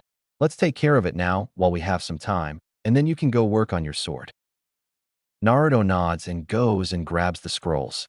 Handing his father's scroll to Jiraiya, who tucks it away, Naruto releases the storage seals on his mother's scroll. A long wooden case with the Uzumaki clan's symbol etched on it appears, as well as a large book, also emblazoned with the Uzumaki crest, appears on the table. "Okay, Naruto, hand me your arm, and we'll get the storage seal out of the way. This might be a little uncomfortable." Naruto does as asked and holds out his arm. Holding a finger out, Jiraiya mutters Shikoku Fuin, finger carving seal, and it starts glowing. Naruto winces slightly when Jiraiya presses it against Naruto's skin as he then proceeds to draw the seal. Finishing after a minute or so, Jiraiya says, "All right, Naruto, add a little blood and we are done." Naruto does so, and the seal glows slightly before fading into black on his arm, looking like a tattoo. Seeing it complete, Naruto then seals the book away. Grinning, "All right, we're done. Now I'm going to get this sword ritual taken care of. You can go and do whatever it is you need to do. I'm sure the women at the hot springs could use a punching bag for a bit." Immediately thinking about how it had been weeks since he got any research done, Jiraiya then proceeds to run off, giggling lecherously. Walking over to the case, he opens it to see a beautiful, yet simple katana. Remembering the directions in the letter, he picks up the sword and kneels on the ground, holding the sword in the way requested. He places his forehead against the hilt and starts to calm his mind. Unknown to him, the sword starts glowing with a bluish light as he feels a pull in his mind before he is assaulted by memories of his past in rapid succession. He sees flashes of the beatings he suffered at the hands of the villagers, images of himself in an orange jumpsuit proclaiming himself to be Hokage, flashes of all the important people in his life, such as the Hokage, the Ichirakus, Irika-sensei, Jiraiya, Haku, and even Kyuubi. As the images flash by, the sword begins to change. The blade turns a bright silver color with a gold wrap near the base of the blade. The hilt is bronzed, with a fox head at the top making the blade appear to be coming from its mouth. The grip is a black leather, and the base of the hilt is capped off by a gold piece with the Uzumaki clan symbol emblazoned on it, surrounded by 9 red stones. The whole process takes around 20 minutes, and when Naruto opens his eyes, he is awed by the sword's new look, yet felt it was perfect as it was distinctly him. "This is amazing. I've never seen a sword like this. It feels perfectly balanced and not too heavy. It's perfect." Picking up the sheath that was also in the box, he attaches it to the back of his coat and slides the blade home with the sound of metal against wood. "Congratulations, Kit. The sword has accepted you. I'd recommend going to see the Hokage and see if he can get you some more Kenjutsu scrolls to practice with. That's a good idea. I can also find out if that hate guy is all right when I go see him. I might go see how he is doing at the hospital as well. Storing the case and his mother's letter in one of the many seals stitched in his coat, he then makes a hand sign and shunshins to the Hokage's office. Arriving outside the tower, Naruto decides to take a page from Jiraiya's book and jump in through the window. Appearing in his office with a "Hey Gigi," he then notices that the Suna Jonin from the other night is with the Hokage. Turning to him upon his entrance, the Hokage groans slightly. "Hello, Naruto-kun. I see you've picked up Jiraiya's habit of jumping through the window and interrupting my meetings.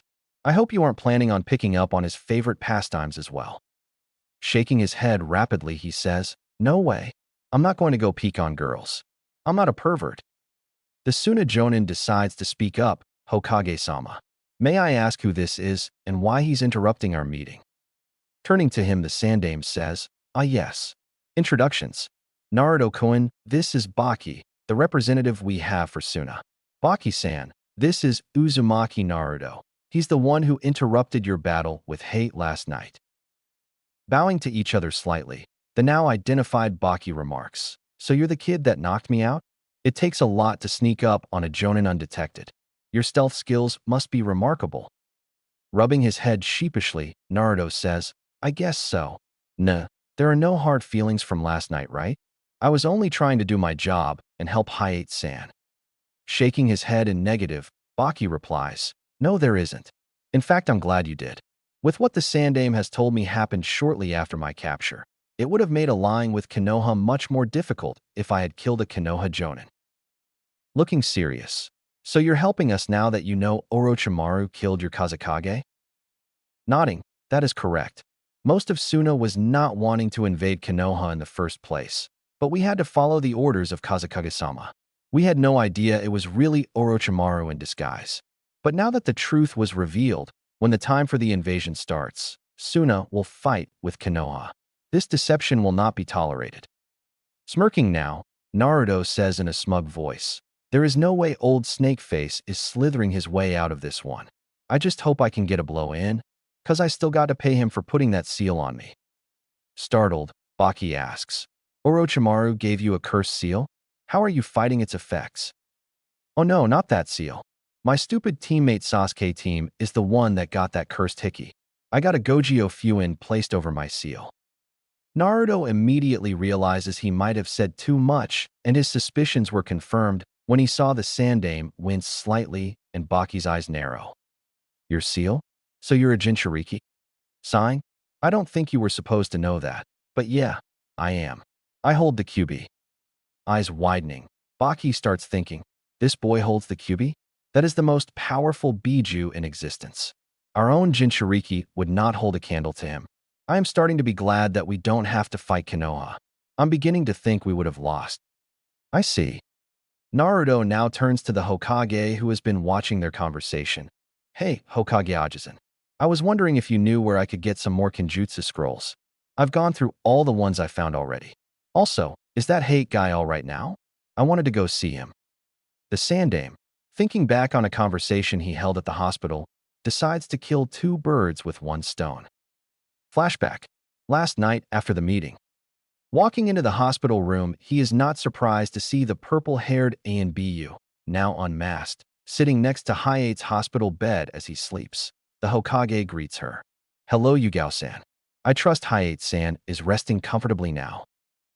Nodding, the now named Yugao responds, "Yes, he is.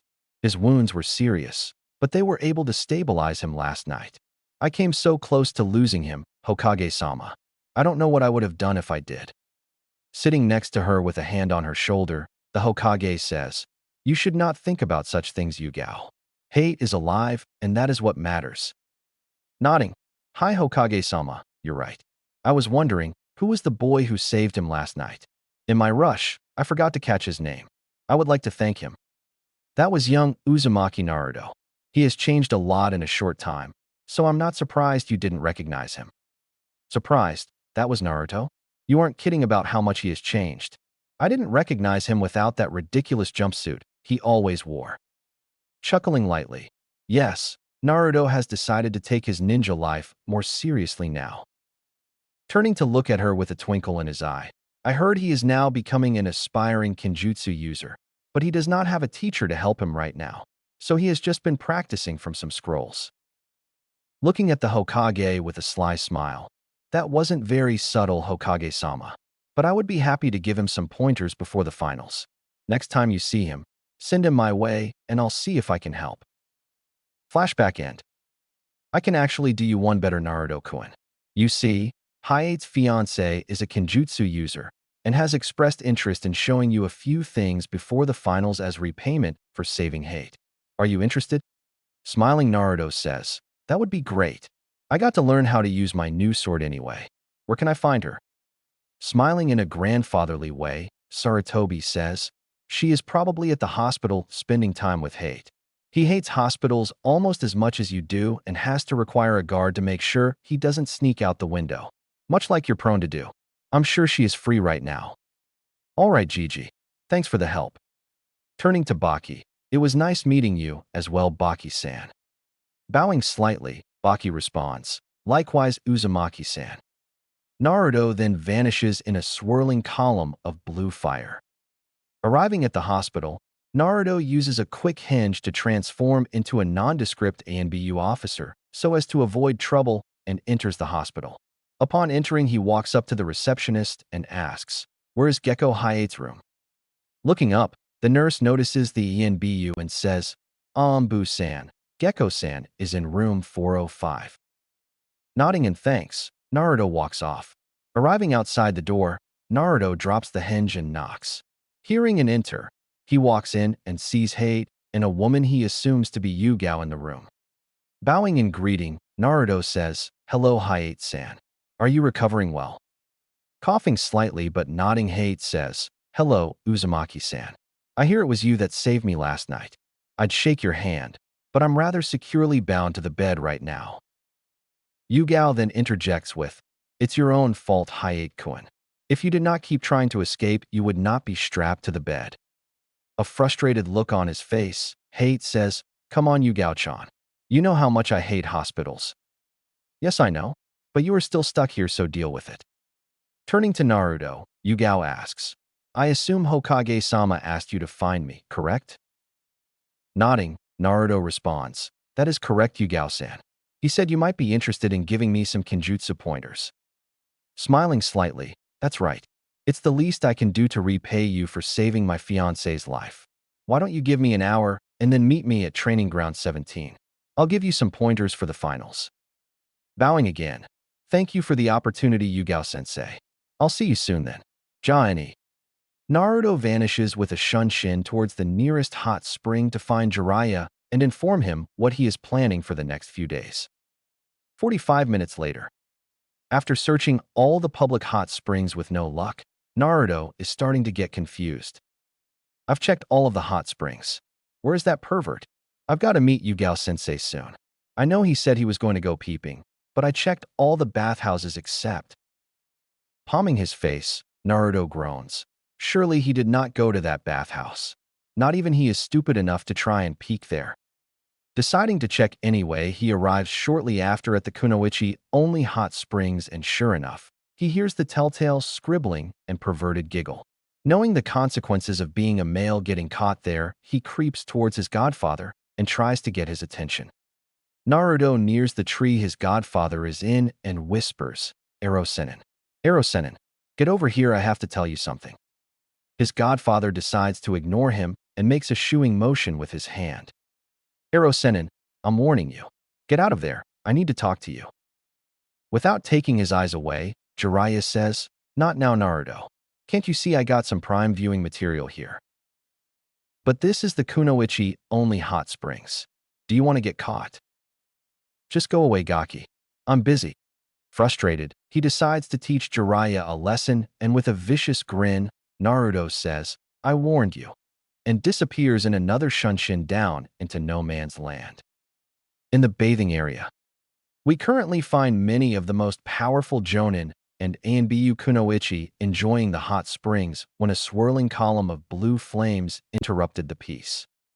Upon seeing a boy appear, they prepare to unleash hell on the pervert when they notice it is Naruto, with his eyes firmly closed and covered, bowing deeply with his head close to the ground. After seeing all the women covered in towels, Kurenai decides to be the one to speak to Naruto. Everyone is decent, Naruto. Please raise your head and kindly inform us why you decided to enter the clearly stated Kunoichi only hot springs. Raising his head slightly and opening his eyes, he turns red in embarrassment at seeing all the towel-clad women, quickly turns around and decides to explain. I'm sorry for the intrusion, Kurenai-sensei. I knew these were the Kunoichi only hot springs. But before you decide to take away that which makes me a man, I want to say I am not being a pervert. I have great respect for women and would not dare violate their privacy by peeking. I just happened to be walking by when I noticed a man with long, spiky white hair giggling in the tree over there, currently peeking on you. Being the decent guy I am, I felt the need to inform you. All women present currently turn to said tree and notice a very pale Jiraiya, frozen in fear at his presence being revealed. Upon seeing Naruto was telling the truth, Kurenai says, "Thank for informing us, Naruto. Also, thank you for not being a pervert. It's nice to see there are still some decent boys around. We will take care of this problem. Now please leave. You may not be peeking, but you are still a boy and you are not allowed here." Bowing towards the wall, Naruto says, "You're welcome. I can't stand perverted people, so I'm glad I could help. I won't intrude anymore. Again, I'm sorry for the interruption." Naruto shuns to a nearby building to watch the fireworks. A murderous aura surrounds the towel-clad Kunoichi, and they all say in unison, "Oh, Jiraiya-sama, we will kill you." The air was filled with the agonized screams of one white-haired pervert as he received a beating reminiscent of the time he got caught peeking on his old teammate, Tsunade. After 5 minutes of constant jinjutsu, ninjutsu, and taijutsu combinations, Jiraiya was left in a smoking heap on the ground before Naruto appeared. "I warned you, Ero-senin. I just wanted to tell you I'm going to be training until the finals with Yugao and my Kenjutsu, so I won't be home for a few days. Good luck, and I hope you learned your lesson." Naruto vanishes to Training Ground 17 to start his training. Training Ground 17. Naruto appears in a swirling column of blue flames to the sight of an irritated Yugao, who decides to say, "I know you're on Kakashi's team, Naruto, but I do not want you to be late like him." Chuckling, Naruto says, "I'm sorry, Yugao-sensei, I was held up." Naruto then proceeds to explain the incident at the hot spring to Yugao, who bursts out in laughter. "Ha ha ha, that is funny. You actually went down into the Kunoichi hot springs and warned them about a pervert. You must have balls of steel to risk doing that. I suppose I can forgive you this time. Just don't do it again. Now let's get started." Pulling out her sword, Yugao says, "I need to gauge your current skill level before I can start teaching you. Now come at me and don't hold back." Pulling out the Yuzushio no Tamashii and holding it in a reverse grip across his body, he sends a brief burst of chakra to deactivate his weights and resistance seal, then disappears in a burst of speed. Appearing above Yugao, Naruto slashes downward in a strike towards Yugao's neck only to have her own katana block the strike. Dashing away, he then appears in front of Yugao aiming for her sword arm, with the strike again being parried. Yugao then taunts him by saying, "Come on, Naruto. Surely that is not all you have. At this rate, you won't be able to lay a scratch on me." Letting out a feral growl, Naruto charges in once again, strike after strike being aimed at vital points, and every time he is blocked. This continues for several minutes with Naruto getting more and more frustrated. Seeing Naruto losing focus, Yugao decides to take advantage and swiftly moves in, knocks his sword out of his hand, and holding her own sword to Naruto's neck, thus signaling the end of the spar. Letting him go, Yugao steps back and lets Naruto retrieve his blade. After sheathing it, she then asks, "How did I beat you?" Still feeling frustration, Naruto says, "You're much faster than me and stronger. I couldn't even touch you." Shaking her head, Yugao says, "Wrong. You are slightly faster than I am. You are definitely stronger physically than me. Try again." Taking a deep breath, Naruto decides to replay the fight in his head. Eventually, though, it clicks. I lost focus. I got too frustrated at not being able to hit you. I let myself get sloppy. Smiling. That's right. Your emotions are running rampant while fighting, and it shows in your style. Your emotions are what took your focus away. Looking contemplative. So I have to calm down and not let my emotions cloud my focus. Yes, in a duel between two equally skilled masters of the blade, the one who loses his focus, even slightly, is the one who will lose. You must focus entirely on the battle and let your instincts guide your movements. Ignore all outside distractions. If you lose focus, it won't matter how many styles you've mastered, how fast you are, or how strong you are. You will lose every time. Nodding and understanding. I understand Yugao sensei. Standing up, Yugao says, you may understand my words, but saying and doing are two different things. Now let's begin again. This process continued for the rest of the week, and Naruto ended up much better with a blade than when he started. While not an expert by any means, he was definitely comfortable wielding his blade, and he could make Yugao give a decent amount of effort to defend from his strikes, even landing the occasional cut or scratch.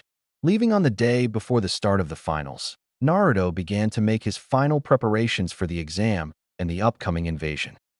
All over the village, there were similar preparations being made for the upcoming battle until finally the day of the exams arrived. Chapter 8. Epic Battles and Secrets Revealed. There was electricity in the air. The village stadium was packed to the brim. Members of all the major clans, Hyuga, Inuzuka, Nara, Aburame, Yamanaka, and Akimichi, were there.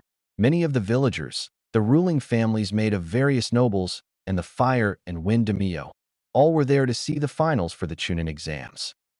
However, underneath the excitement, there was a tension in the air. Under the guise of increased security due to the increased foreign presence, preparations were being made for the coming battle. Various ANBU en route were scattered across the stadium and throughout the village, subtly preparing to turn the tide when the time came. All were ready to act on a moment's notice when the signal to start came. In the Kage box, we currently find Jiraiya, disguised as the Hokage, flanked by his two bodyguards Namishi Rado and Shiranui Gunma, greeting the Kazekage and his guard as they arrive. Ah, Kazekage Dano. I'm glad to see you made it safely. How was the trip to the village? The Kazekage, dressed in the traditional Kage robes and hat, except in white and blue and with the kanji for wind on the hat, with a veil across his face allowing only his eyes to be visible, responds, it was uneventful, Hokage Dano. I'm just glad the exams took place in Konoha this year. With your advanced age, I would have been worried you would have been unable to make the trip. Perhaps it's time to retire and let the younger generation take over. The Hokage lets out a loud laugh and says, I may be old, but there is still strength in these old bones yet. I'm sure I've got a good few years left. Inwardly, Jiraiya is thinking, make all the jokes you want, Hiroki team. Pretty soon the joke will be on you. Especially now that Naruto got the toads to help us again. Flashback. 4 hours ago. Looking down on his godson, Jiraiya starts, Okay Naruto, as my apprentice and eventual successor, I am allowing you to sign the toad contract. I also need you to convince them to help us during the invasion. They are not very happy with Konoha because of how you were treated. Pulling the large scroll off his back and unraveling it on the ground shows two names written in blood, Jiraiya and Namikaze Minato. Looking at the last name, Naruto remarks, so the last summoner was my dad? I get to sign the same contract as he did. That's awesome. Let's do it. Chuckling lightly at his godson's enthusiasm, Jiraiya says, all right. Sign your name in blood, then place your hand print below your name. After doing as asked, Jiraiya rolls the scroll back up and places it back across his back. Now Naruto, I want you to try and summon the biggest toad you can. The hand signs are boar, dog, bird, monkey, and ram. Channeling a massive amount of chakra that makes Jiraiya slightly nervous, Naruto flashes through the hand signs and slams his hand on the ground. Kuchios no Jutsu. A huge cloud of smoke appears, and a booming voice echoes over the clearing. Jiraiya, I thought I told you I did not want to be summoned. Now where are you so I can sit on you for not helping Minato's son?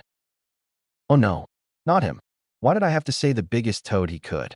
He just had to summon Gamabunta of all toads. Seeing Jiraiya's panicked look, Naruto decides to shout up to the now visible toad. Hey Gamabunta-sama, I'm the one that summoned you, not Jiraiya Otosen. Please don't sit on him. He may be a pervert, but he is my godfather and I need him. Looking down, Bunta says, You're Minato's brat? So Jiraiya let you sign the contract. You should know that we are refusing to help Konoha right now because of the way they treated you. It infuriated us when we found out, and we refuse to help out an ungrateful village who can't see that you're a hero to them. Nodding, I am aware of that, Gamabunta-sama. That is part of the reason why I needed to talk to you. There is going to be an invasion during the Chunin exam finals led by Orochimaru. We are going to need the toad's help. Looking curious, you wish to continue protecting the village after what it has done to you? What? A serious look on his face, Naruto replies. They may treat me like dirt, but not all of them are bad. I made a vow to a dear friend of mine that I would always protect that which is precious to me. The villagers may not like me very much, but the village itself is still precious to me, and I will continue to protect it, as is my duty, as a shinobi of Konoha. As the sun shines in his eyes slightly, Bunta could swear he saw an image of Minato overlaid across Naruto, but when he blinked it faded. He is just like his father in wanting to protect the village. He will go far. Nodding, very well, Naruto. You and Jiraiya may call on us to aid the village when the time comes. We will make the necessary preparations. Good luck. Gamabunta then disappears in a puff of smoke. Flashback end. With a smile on the Hokage's face, oh yeah, the joke is definitely on you. Clapping his hands together, the Hokage says, well, it looks like it's time to start the exams. Getting up and walking to the end of the Kage box, the Hokage's voice booms over the stadium. Greetings and welcome to the third round of the Chunin exams. The final round will consist of a tournament of one-on-one battles to determine the overall winner. Fight well and with honor.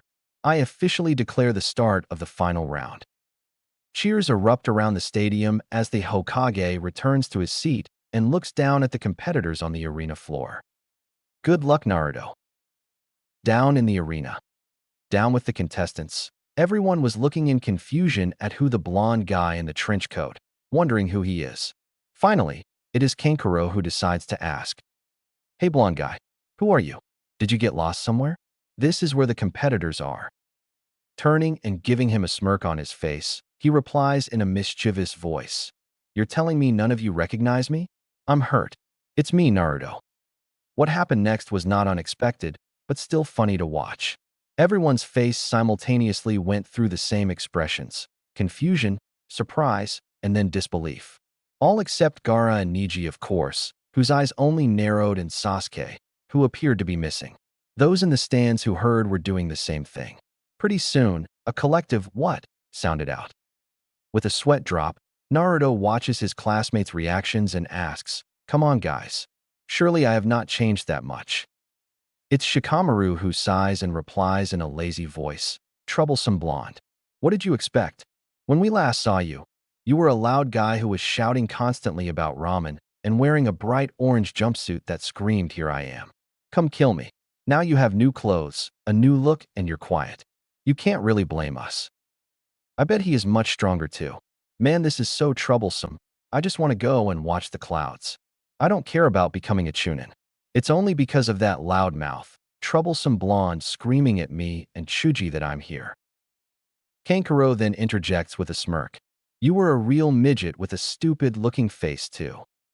Now it's everyone else's turn to sweat drop as we see Naruto suddenly appear crouched in a corner with a comically depressed look, drawing circles in the ground with a finger and a small cloud over his head that was somehow raining on him. If they were to listen closely, they would hear him muttering, I wasn't that short and my face was fine. And orange is an awesome color. What is wrong with orange? It's not my fault I like ramen either. Ramen is a gift from Kami. Why does everyone have to beat on ramen? What did ramen ever do to them? Poor ramen. Sweat drops growing. Most of the people are thinking along the lines of, yeah, that's Naruto all right. Suddenly though, Naruto reappears next to them as the proctor, Midoriya Shianko, starts speaking. All right, Gakis, now listen up and look here. The tournament has changed slightly. Here are the new matches. Holding up a piece of paper showing a tournament tree, the matches went as follows. Match 1. Uzumaki Naruto vs. Hyuga Neji. Match 2. Aburame Shino vs. Sabaku no Kankuro. Match 3. Narashikamaru vs. Sabaku no Temari. Match 4. Uchiha Sasuke vs. Sabaku no Gaara. Semifinals. Winner of Match 1 versus winner of Match 3. Winner of Match 2 versus winner of Match 4. Final match. Winner of Match 5 versus winner of Match 6. Got it memorized? Good. And no questions either. Now the rules are the same as the second round. Fight until your opponent is incapacitated or gives up, or I decide to stop the match. Killing is allowed but frowned upon. I will try to intervene to prevent a killing blow. So if I say stop, you stop, or I will disqualify you. I also noticed we are missing Uchiha Sasuke. If he does not show up, he will be disqualified. Up in the stands. Upon hearing that the Uchiha would be disqualified, most of the crowd, primarily those who support their precious Uchiha-sama, go into an uproar. You can't do that. He is an Uchiha. Yeah, I came to see the Uchiha win the tournament. However, the screeching of Sakura is heard over everything. You can't do that, you crazy snake whore. Sasuke-kun is the strongest and should just be declared the winner now, so he does not have to waste time on these weaklings. They should just promote Sasuke-kun now. In the arena. Directing a small killer intent across the crowd, Anko shouts out, I am the proctor, and my word is law. I don't give a damn if he's an Uchiha or not. This tournament is about showing the qualities of being Chunin, and if the brat can't show up on time, he does not deserve to become a Chunin. Now shut up and watch the tournament. Turning back to the competitors, all right brats, it's time for the first match. Everyone except Uzumaki Naruto and Hyuga Neji need to leave and go to the competitors' box. After clearing out, Naruto and Neji stood facing each other with loathing on their faces waiting for the match to start. Standing in between them, Anko raises her arm and slices it down while saying, the first match, Uzumaki Naruto versus Hyuga Neji. Hajime. She then jumps away to watch the fireworks. Naruto versus Neji. Moving into the opening stance of Jukin, Neji says in an arrogant tone, you should forfeit this match. Fate has declared me the winner. If you don't, I will not hesitate to show your inferiority to a genius. Again with the fake crap? What is up with this guy? Moving into his own stance, Naruto says, I swore I was going to hurt you for what you did to Hinata in the preliminaries. The way you berated her and broke her down was despicable, especially considering she is part of your own family. There is no way I'm going to give up. Activating his Byakugan, Neji smirks and says, then come. Gladly. Naruto rushes in a burst of speed and unleashes a quick flurry of punches aimed to beat Neji to a pulp. Failing in that, he jumps away and comes back with a quick kick from behind. Blocked again. Jumping away to reconsider his options, Neji starts his taunting some more. My Byakugan can see everything, Yubaka. It does not matter where you attack from. Forming a familiar crosshand seal. Then let's see how you deal with multiple targets at once. Kage Bunshin no Jutsu. 8 Narutos appear and form a circle around Neji, who still has that infuriating smirk. No matter how many times you multiply, I will still win. Observe. Neji then flies towards the clones and starts unleashing Jukin Strike after Jukin Strike at the clones, who, while fighting back, still disappear after a solid hit. Finally landing a solid strike in the heart area on the Naruto in the back, who proceeds to cough out some blood. You see, while you sent your clones to attack me, I noticed you having more chakra than the others. I decided to humor you and get rid of your clones while saving you for last. I told you, fate has declared me the winner. Naruto then proceeds to smirk and says, shows what you know, you arrogant team. Bunshin Daibakua. Sensing the buildup of chakra, Neji panics slightly and jumps away just as the clone explodes. Meanwhile with the rookies. Shikamaru, exploding clones? How troublesome. Shino, it seems Naruto's appearance is not the only thing that has changed. That was a Jonin-level move he just used. Hinata, Naruto-kun, be careful. Ino, Naruto might actually pull this one off. Sakura, no way. So what, he can make his clones explode? Naruto Baka is too much of a dope to do anything right. I bet Sasuke-kun could beat Neji in an instant.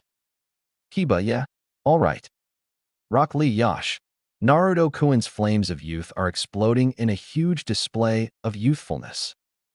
Back at the battle, Neji managed to escape the explosion with only minor burns. Smirking, he says, "Nice try, but it didn't work." A voice sounds behind him. "Oh really? It seems you did just what I wanted you to do." Naruto drops his illusion as his sword swings down towards Neji. "Take this." No time to dodge. I'll have to use it. Channeling chakra through his tenketsu, Neji starts spinning and shouts out, "Hakusho Kaiten, 8 trigrams palm rotation." A blue dome of chakra appears, blocking Naruto's blow and sending him flying.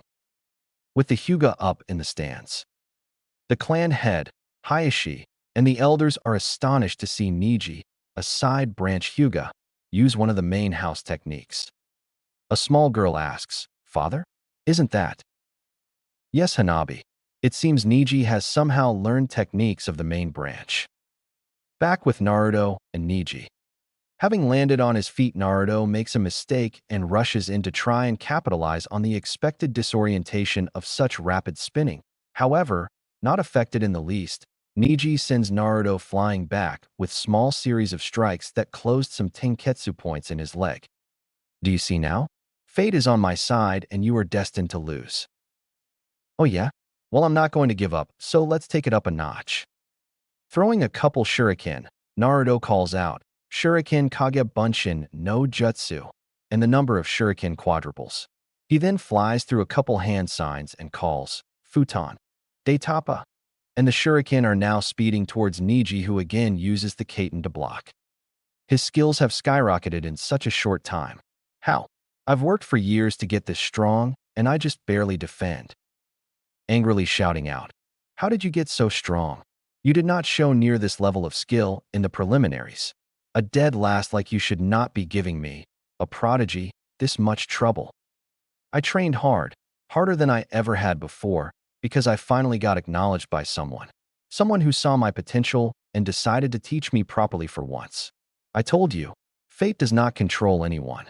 Anyone can get strong if they do it for the right reasons, and I'll prove it to you."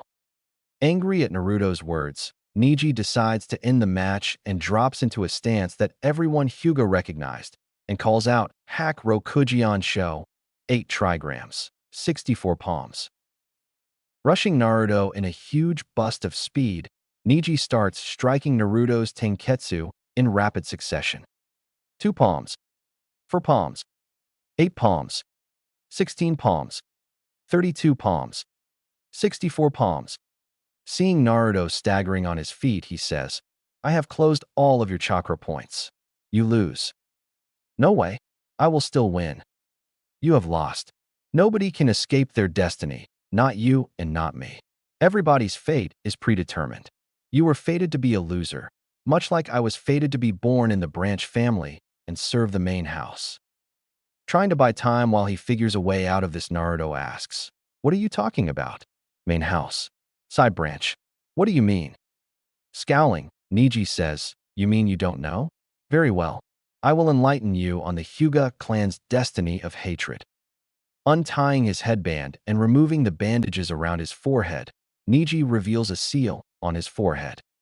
Pointing to it, "This is the Hyuga Soke no Juinjutsu, Hyuga main family's cursed seal technique. This seal is branded on all branch house members in the Hyuga clan by members of the main house to protect the Byakugan so that its secrets never fall into the hands of the enemy. However, to those of us branded, it is nothing more than a slave collar used to force obedience to the main house. Using a single hand sign, a main house Hyuga can activate the seal, causing intense pain up to the point of death."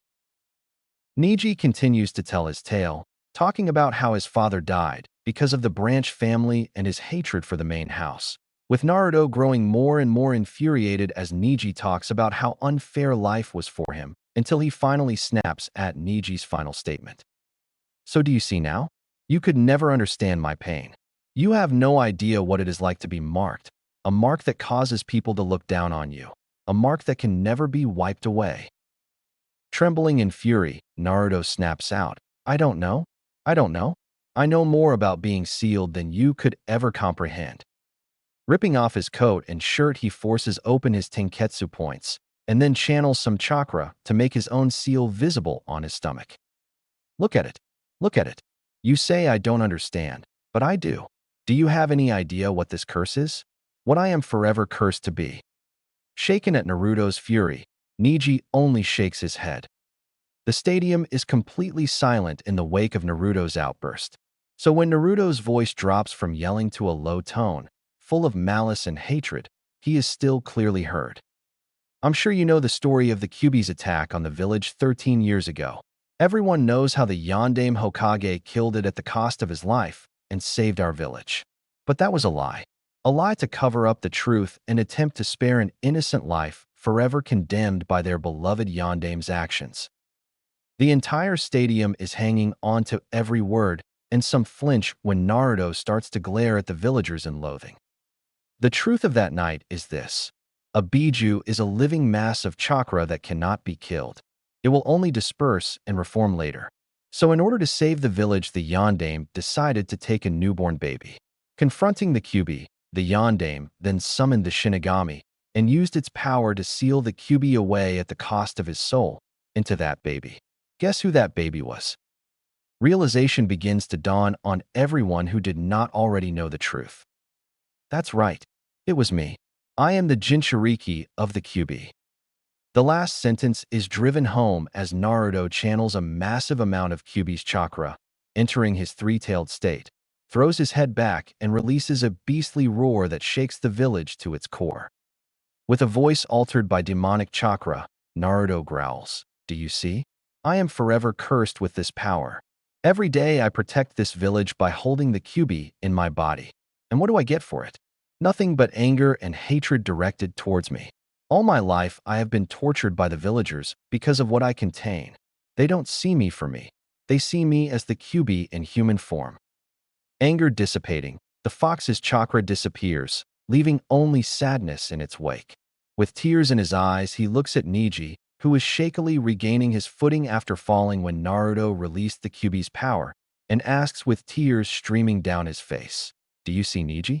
I can understand you more than you can imagine. You think your life is bad because of some mark on your forehead. Think about me and what I have gone through. The pain I've felt, the loneliness. You have family and love in your life. You grew up with everything I dreamed of having. I never knew happiness or love in my life until I met my best friend. Haku was a survivor of the Kiri bloodline purges and grew up in a life similar to my own. She understood my pain and I understood hers. We connected in a way I could never have imagined." A small smile crosses Naruto's face as he continues. "Haku brought me out of the darkness of my life. I will never forget it. She showed me, even in all the darkness and hatred of the world, there can be happiness and love. You need to find the same thing, Neji. You are on the same path I was, lost in your hatred and sadness, seeking a way to make your pain known to the world. You need to find your light, Neji, just like I did. You will find your life looking up, just like mine did." Knowing it is true, Neji asks in desperation, "How? I have nothing. Where would I find this light you're talking about?" Waving his arms slightly, Naruto asks, "Are you blind? Just look around you. Look at Hinata. Even though you tried to kill her, she still cares for you. Look at your teammates. Rock Lee treats you like a brother and Tintin is in love with you. You've been so caught up with yourself you never noticed what you had around you." Eyes widening, he turns his gaze to where his teammates and Hinata are sitting in the stands. Hinata is smiling at him and nods. Rock Lee was giving him a thumbs up with his teeth shining in the sun, and Tintin, although bright red at having her crush announced to the world, still gives Neji a large smile. He's right. How could I have been so blind to what I already had? Turning back to Naruto, he bows deeply and says, "Thank you, Naruto, for opening my eyes to the truth. For what it's worth, if you ever need my help, I will be there by your side and support you. I swear this on my eyes." Turning to the proctor, Neji says, "Proctor, I forfeit. I no longer see a reason to fight anymore. Even if I did, I would not win." Nodding, Anko raises her arm and shouts, Winner by forfeit, Uzumaki Naruto. Loud boos erupt from the majority of the stadium, but there was some cheering mixed in, which stuns Naruto as he never expected to be cheered for. Working over his astonishment, a happy grin that seems to light up the stadium spreads over Naruto's face, and grabbing his discarded shirt and coat and putting them back on, leaves towards the competitor's box with Neji to watch the next match. In the Kage box, we find the Hokage currently beaming down at Naruto in pride. Well done, Naruto. That speech of yours seems to have started changing the opinions of some of the villagers. I think I'm going to have to meet this Haku. She seems to have saved my godson's life. I think we're going to make a trip to Kiri after we find Tsunade. With the Hyuga clan. You did well, nephew. I think it's time I reveal what really happened that night to you. Standing up, Hayashi says, I will return shortly. I wish to speak to my nephew before the start of the next match. Making his way through the crowd, Hayashi eyes Naruto as he and Neji are walking out of the arena. It appears I was wrong about you, Naruto. You are not the beast you contain. I can see that now.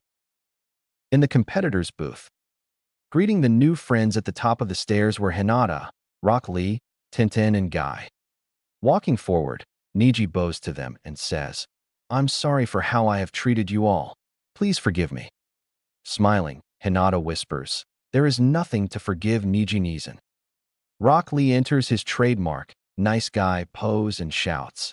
Naruto's words burn brightly with the ring of truth. I'm glad to see your flames of youth have been restored. Guy-sensei, this calls for a celebration. When I get out of these casts, I am going to run 10 laps around the village on my hands. I will join you in your youthful endeavor, Lee. But let us make it 20 laps. That will stoke our flames of youth in blazing display of youthfulness. Hugging his larger clone tightly, much to the horror of everyone else present, the dreaded sunset Jinjutsu of youth appears. Oh, Guy-sensei. Oh, Lee. Gi-sensei. Lee. Gi-sensei. Ludash. Whacking them both over the head, Tintin shouts, will you two stop your infernal Jinjutsu? You are scarring everyone for life. Tintin then walks up to Naruto and gives him a hug. Thank you for opening Neji's eyes. I don't know if he would ever have noticed. Grinning and rubbing the back of his head sheepishly. It was nothing, Tintin. I only did what I could to help. Tintin then proceeds to whack him on the back of the head, causing him to fall face first into the ground. That was for revealing my feelings to everyone in the stadium, Yubaka. Turning red because she had basically just confirmed what Naruto said, she turns slightly red and shyly smiles at Neji. Also turning slightly red, Neji asks, so it's true? You really do have romantic feelings towards me? Blushing brightly now, Tintin nods, yes I do. What is going to happen now? Giving her a smile, Neji replies, I'm not sure if I can return them yet. However, I would like to try. Would you like to go do something after the exams with me? Eyes shining, Tintin loops her arm around Neji and says, yes, I'd like that very much. Why don't we go grab a seat and talk about it while we watch the rest of the tournament? Nodding, Neji takes Tintin's hand and they both walk off to the stands. Anime tears running down their faces. Guy and Lee follow them shortly after shouting about the springtime of youth being a beautiful thing. Naruto then heads in the other direction, seeing as how he had to fight in other matches went and joined the rest of the competitors. Walking in the room, all eyes turn to Naruto with various expressions on everyone's faces. Shikamaru looked slightly sad, but unsurprised. Shino was as expressionless as ever. The only indication he acknowledged what he heard was the slight frowning of his eyebrows. Temari and Kankuro are switching between looking at Naruto in confusion and Gaara with fear. Gaara was currently gripping his head in pain while staring at Naruto with bloodlust apparent. Walking towards Shikamaru, he stops in front of him and asks, how long have you known? With a rare serious look, Shikamaru replies, I've known since the academy. Surprised at how long ago that was, Naruto asks, how did you find out? There were enough clues if you were able to see them. The instructors calling you demon and the small glares sent your way when we went over the subject of the Kyuubi attack during history lessons were the big clues. The rest just sort of fell into place when I did some research. looking curious, and knowing what I contained didn't change your opinion of me? Shaking his head, no it didn't. I may act lazy, but I am very smart. I knew you were only the container of the Kyuubi, not the Kyuubi itself. Looking around and noticing Shino listening, but the Suna siblings weren't, Shikamaru stepped closer to Naruto and said in a quieter voice, I am also aware the little detail you decided to leave out of your speech to the crowd there. I'm very surprised that most of the village hasn't noticed it. Instantly knowing Shikamaru was talking about him being the Yandame's son, Naruto looks dead serious and says, I would appreciate if you kept that to yourself, Shika. Not many people know the whole truth, and I don't want it revealed to the public quite yet. Nodding, I understand. I'll keep it to myself. Smiling slightly, Naruto thanks Shikamaru and then turns to Shino who had been listening. Did you know already, as well, Shino? Nodding, I did. I am also aware of the fact Nara-san was referring to. Knowing this can be bad if the fact he was the Yandame's son was known by too many people, Naruto asks, do you know if anyone else is aware I'm his son? I can't let that fact be known by too many people. The risk of someone revealing that little detail before I'm ready could have big repercussions on the village. The fact you two already know is bad enough. Shaking his head, Shino says, I do not think anyone else in our group knows this. I only found out after I decided to confront my two-san with my suspicions. Sighing in relief, Naruto says, that's good. I suppose we should watch the rest of the tournament now. Looking at both of them, Naruto asks, have you been informed about the big event happening later? Seeing them both nod, Naruto decides to give some advice. I would recommend you conserve your strength during your matches. We are going to be in the fight of our lives soon. You will need all the energy you can get. Hearing his and Kankuro's names called, Shino says, I will follow your advice. It is time for my own match. I must go. Walking up to Shino, Kankuro says, let's give them a good show. We need to make the match believable, but not seriously hurt each other in the process. We don't know when the signal to start the invasion will come. I agree. It would not do if we are seriously injured when the battle starts. Let us go. Seeing them depart, Naruto, deciding he needs to talk to Gaara as he has been staring at him for the past few minutes, asks Shikamaru and Temari to leave the room so they can talk alone. Shikamaru mutters something about troublesome blondes and their secret meetings and leaves. Temari, however, does not move and looks at Naruto with suspicion. Seeing this, Naruto reassures Temari, I'm not trying to hurt him. I just want to talk to him and I don't want any eavesdroppers. Do you think I would jeopardize the alliance by attacking the son of the Yandame Kazekage? Still suspicious, but nodding, Temari leaves as well. Turning to Gaara, he walks over before a wall of sand blocks his way. Holding his hands up, Naruto says, calm yourself, Gaara. I'm not going to hurt you. Kyuubi wishes to speak to the Ichibi.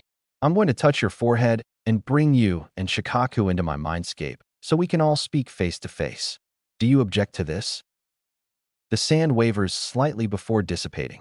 Gazing at Naruto with a dark look on his face, Gaara says, I will kill you if you try anything. Nodding, Naruto steps directly in front of Gaara and slowly brings 2 fingers up and touches Gaara on the forehead.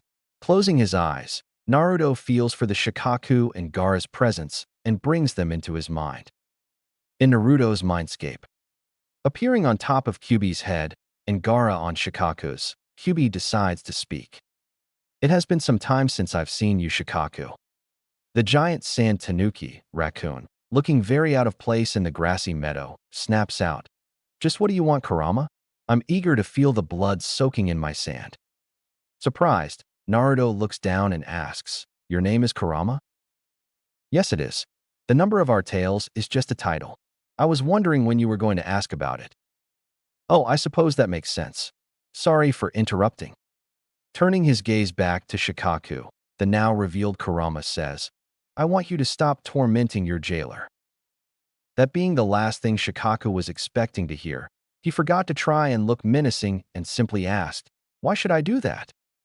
Looking disappointed at Shikaku's attitude, Kurama says, have you forgotten your purpose, Shikaku? You know of the task our creator left us, yet you simply run rampant across the sands, leaving destruction and chaos in your wake. Looking angry, That's because the humans sealed me in that accursed teapot for a few hundred years. Then, when I finally break free, I'm sealed in some lowly human child, taking my freedom away yet again. I've been sealed away much longer than you have, Kurama, and honestly I'm tired of it. I want to be free again. Kyuubi shakes its head slightly. You must let go of the past, Shikaku. If you did, you would realize that even if you break free, you would simply be captured and sealed again. Instead of fighting this, adapt and work with your jailer, and you will find life is more bearable than you would expect. I am given plenty of freedom.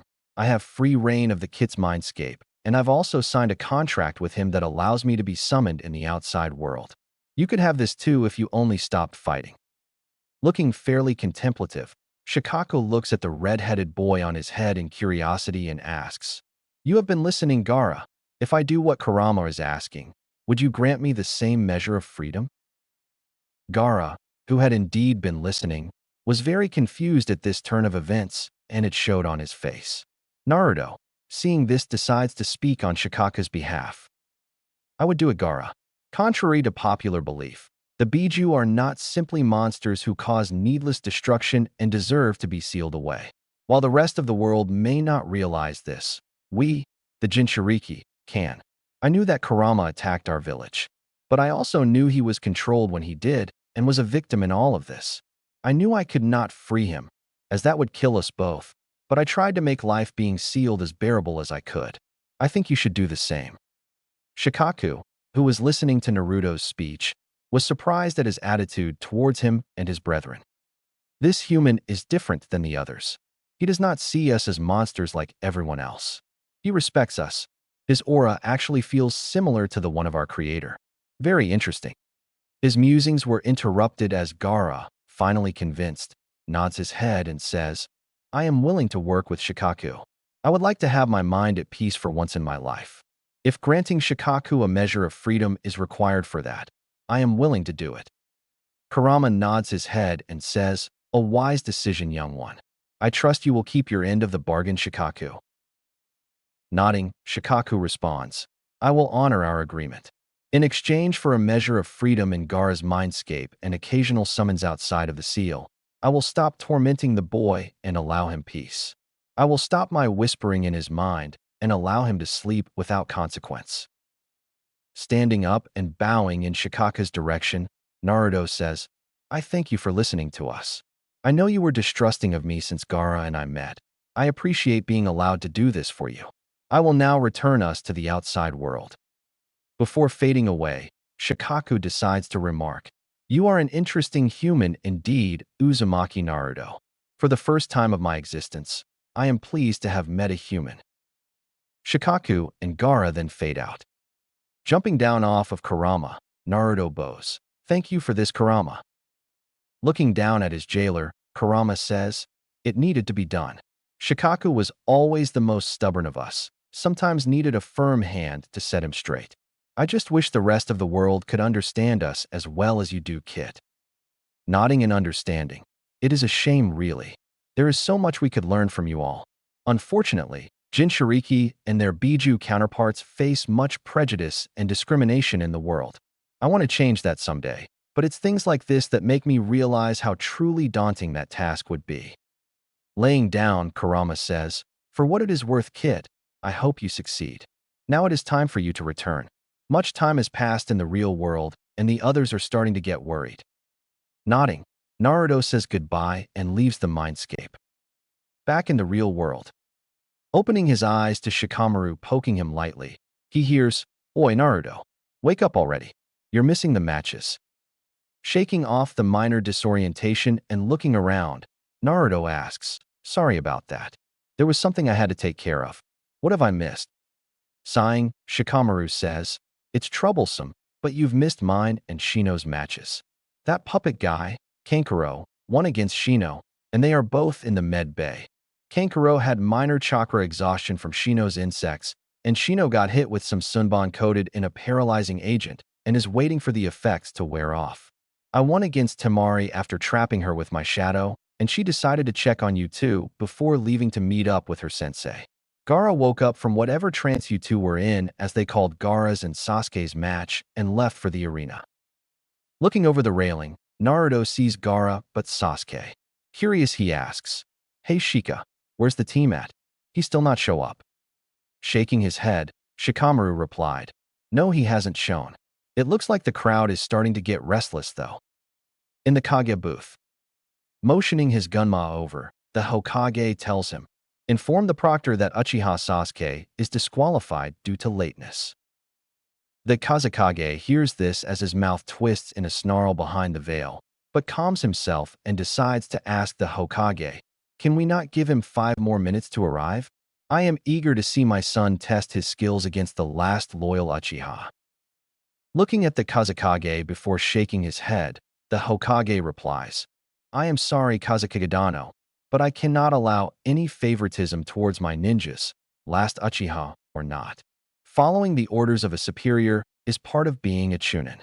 By not showing up on time, young Sasuke is showing he thinks himself above the rules. I cannot allow it. He can try again in 6 months at the next series of exams." The Kazekage then suggests, "Then perhaps a compromise is in order. Since many of the visiting nobility came here specifically to see the Uchiha's match, how about disqualifying him and deny him his chance of promotion for these exams, but allow him to fight in a sort of exhibition match at the end of the tournament against the tournament winner? That would allow the crowd to see the Uchiha fight, but still punish him for his disregard of the rules." Considering it for a minute, the Hokage nods and says, "Very well, Kazekage-dano. That is an acceptable arrangement." Turning to Gunma again, inform the proctor of this decision. Bowing, Gunma shunshins down to the arena to relay the Hokage's orders. In the arena, Anko nods, "Hi, I understand. I'll inform the crowd." Turning to the crowd as Gunma shunshins back to the Kage booth, she announces the decision. Due to not showing up in time for his match, Uchiha Sasuke has been disqualified from the matchups.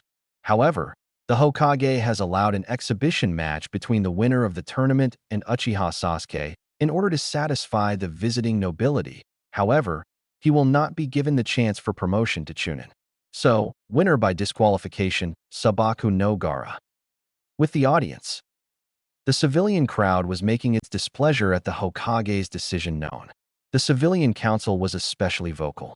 The ninja side, -1 pink-haired banshee who was currently screeching hey, they could not do that to her precious Sasuke-kun, on the other hand, understood the logic in the decision and was instead grumbling about the insubordination the Uchiha was showing. With Naruto and Shikamaru. Grumbling, Naruto is saying, "Figures the team gets special treatment. At least he's not getting promoted.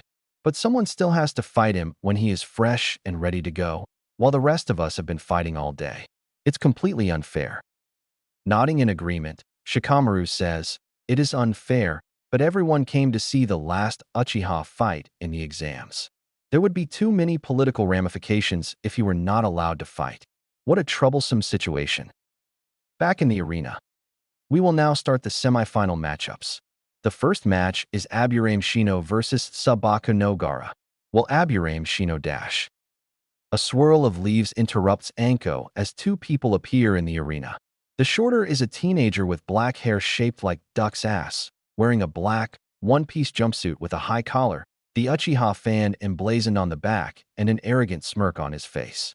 The taller of the two, with gravity-defying silver hair, his one visible eye curved up in what could only be called an eye smile, mask covering most of his face, and wearing the typical uniform of a Konoha Jonin. Uchiha Sasuke and Hatake Kakashi have arrived at the arena. Raising the hand, not holding his Aiko, Kakashi sheepishly scratches the back of his head and asks, we aren't late, are we?" A smirk on her face, Anko responds, "Yes, you are. Too late, actually." Visible eye widening, Kakashi asks, "You mean Sasuke got disqualified?" Said Uchiha's smirk vanishes and an enraged look appears as Anko answers with a cheerful, "Yep." Fuming in rage, Sasuke shouts out, "What? You can't disqualify me. I'm an Uchiha. You should be bowing at my feet for deciding to grace you with my presence, you snake whore."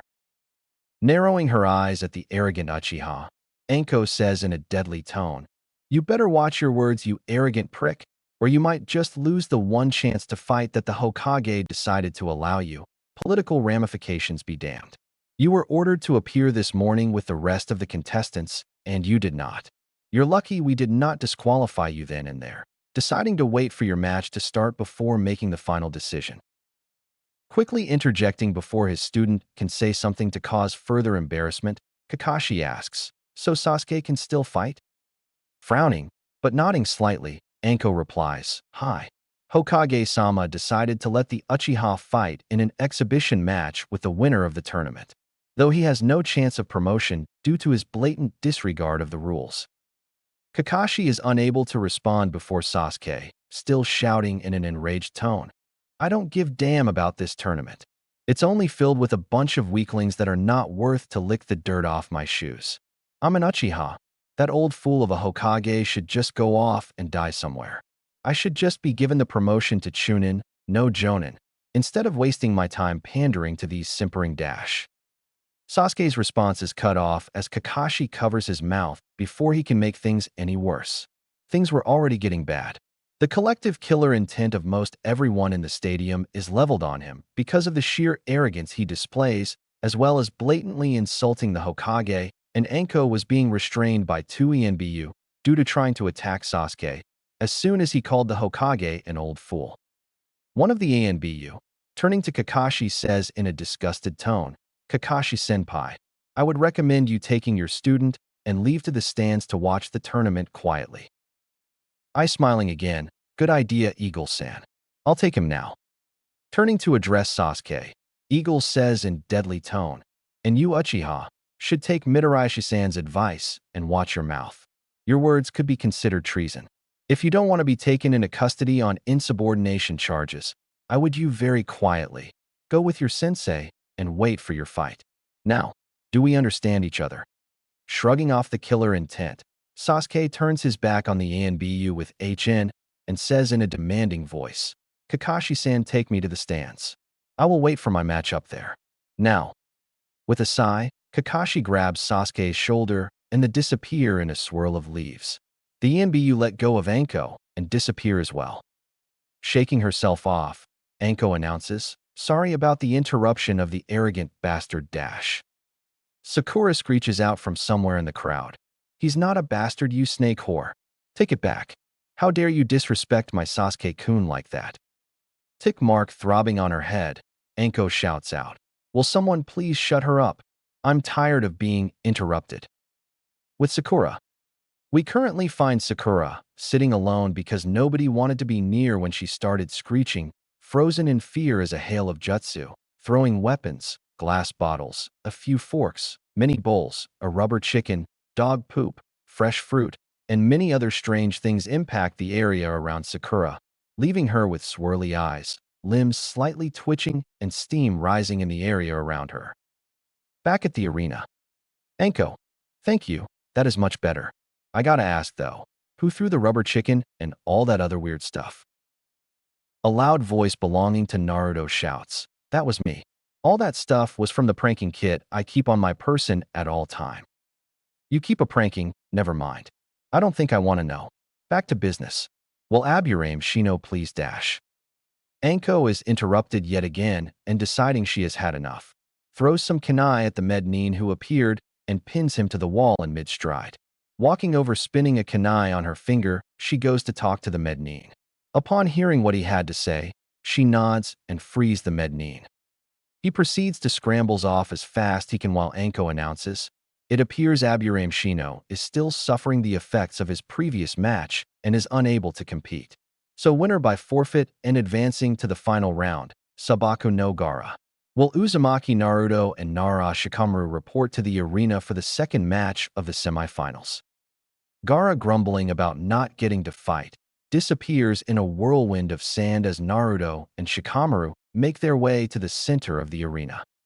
Raising her hand and slashing it down, Anko announces, "This match will determine who moves on to the final round to face Sabaku no Gaara in the final round. Uzumaki Naruto versus Nara Shikamaru. Hajime," and jumps back out of harm's way. Naruto versus Shikamaru. Naruto is currently in a taijutsu stance waiting for Shikamaru to make the first move. However, Shikamaru yawns out and says, "So troublesome. I don't really want to fight. I'd rather just go watch the clouds. Looking slightly confused, Naruto moves out of his stance and asks, "Then why don't you quit? No one is making you fight." A pause, then Shikamaru shrugs and says, "Fine, I forfeit," and walks away to the stands. Most of the stadium immediately face faults. With a sweat drop, Naruto says in disbelief, "I wasn't really serious. I didn't think he'd do it." Also with a sweat drop, Anko announces, "That was anticlimactic, but okay. Winner by forfeit, Uzumaki Naruto." There were no cheers or boos, just stunned disbelief and wondering if a person could really be that lazy. With Shikamaru in the stands. We find the lazy Genin sitting in the stands next to his teammates, with a certain troublesome blonde girl berating him quite loudly while the other just kept on eating his chips. "Damn it, Shika. Why did you do that? You just gave up without a fight. I know you're lazy, but what gives?" Shikamaru sighs and lazily replies, "In case you didn't notice, troublesome blonde, when I raised my hand to cover my yawn, I discreetly made the hand sign for my Kagemain no Jutsu, shadow possession technique, behind my back and trapped Naruto in my shadow. However, he was still able to move out of his taijutsu stance. I knew I could not win if my jutsu would not work on him, so I forfeit the match. I don't think he even noticed what happened. He must have a lot of physical strength to be able to overpower my jutsu and not even notice. So troublesome." Slightly stunned at the apparent dobe being to overpower their teammates' jutsu, Ino just sat in silence while staring at Naruto. Choji, well, he just kept on eating his chips. Down in the arena. Having appeared in the arena as soon as the previous match was over, Gaara and Naruto started staring at each other with feral smiles, their blood being stirred and screaming at them to prove who is the best. Sand started swirling around Gaara's feet, while blue flames were doing the same with Naruto. Anko, feeling the rising tension between the two ready to explode, quickly announces the start of the match. Final match, Uzumaki Naruto versus Sabaku no Gaara. Hajime. In the Kage booth. The Kazekage and Hokage are eagerly watching this. It is the Kazekage, however, who comments, "A battle between Jinchuriki. That is rarely seen outside of wartime. This match will be very exciting." The Hokage simply nods and thinks, "For once I agree with you, Snakeface. Be careful, Naruto." Naruto versus Gaara. Gaara, looking eagerly at Naruto, says, "I've been waiting for this battle. Do not hold back, Uzumaki Naruto, for I will not. Let us see who is the better Jinchuriki, and may the best win." Naruto, while deactivating his weights and resistance seal, responds just as eagerly, "All right. No more holding back. I'm coming at you with everything I have." Channeling his Kitsune Bai, Foxfire covers Naruto's hands as he drops into the opening stance of the Kitsune Taijutsu style. Letting out a feral growl, Naruto vanishes and reappears to the left of Gaara with a fierce swipe aimed at his shoulder that Gaara's sand tries to block, but due to the heat coming from the flames, instantly turns to glass and shatters. While having the effect of lessening the force of the blow, still sent Gaara back a few feet. Eyes widening at his sand's apparent inability to stop his blows, Gaara jumps back and decides to go on the offensive. Flinging his arm in Naruto's direction, Gaara cries out, "Suna Shuriken," quickly creating a Kage Bunshin and substituting himself with it. Naruto narrowly avoids getting hit as the area where he just vacated is destroyed. Seeing this, Gaara quickly directs his sand to try and catch Naruto, who puts on a burst of speed and moves all around the arena as he dodges the attempts to catch him. Still being chased by the sand, Naruto releases a quick futon. Daitapa, wind release, great breakthrough. Behind him, managing to blast the sand away from him. Capitalizing on the opportunity, Naruto quickly moves inside Gaara's defense and lands a heavy blow to his stomach that sends the redhead flying and cracking his sand armor.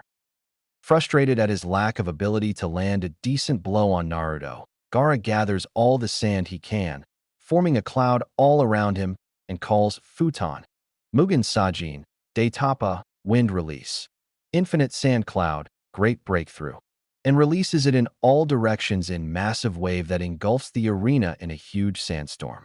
When it clears, however, Naruto is nowhere to be found. Concerned, Gaara looks all around in an attempt to locate him before he hears from below. Gotcha. Having used the Doton, Mogurigakur no Jutsu, Earth Release, hiding like a mole, to escape, Naruto appears from below Gaara and lands a Kitsunbai-fueled blow right to Gaara's jaw, causing him to fly back and land in the middle of the arena. His face cracking, Gaara compliments the blonde, saying, "Impressive Uzumaki. If not for my sand armor, that blow might have finished me." Getting an idea, Naruto smirks and says, "I'm not done yet. Let's see you get away from this." He then creates a large amount of clones who then throw shuriken from all directions at Gaara, causing him to form a dome of sand in order to protect himself. Seeing the dome, Naruto smirks and thinks, "Perfect." Creating a Kage Bunshin who starts flying through one series of hand signs while Naruto does another. The clone calls out Futon, Atsugai, Wind Release, Pressure Damage, while Naruto calls Kitsunbai, Gokaku no Jutsu, Foxfire Grand Fireball.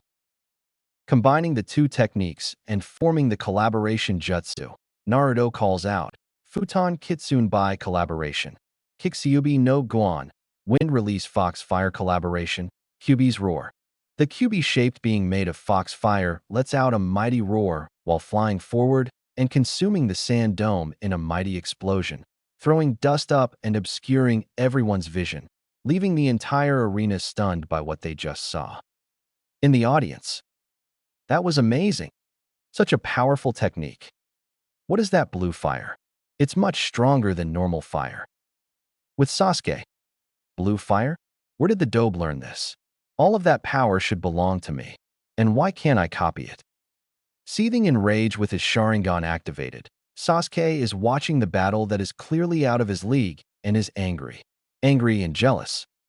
"That power should be mine, not in the hands of some dope. I needed to kill Itachi." With various classmates and their sensei, Asuma's cigarette fell from his mouth at the display of the previous technique. "Asuma-sensei, what was that? How was Naruto able to do that? This kid, he's showing skills that most Chunin don't have. Maybe not some Jonin. Just how strong are you, Naruto?" "Naruto-kun is very strong, Kurenai-sensei. That he is Hinata. I knew his appearance had changed, but for his skills to skyrocket like this is nothing short of incredible. He's fighting at a level most Jonin use."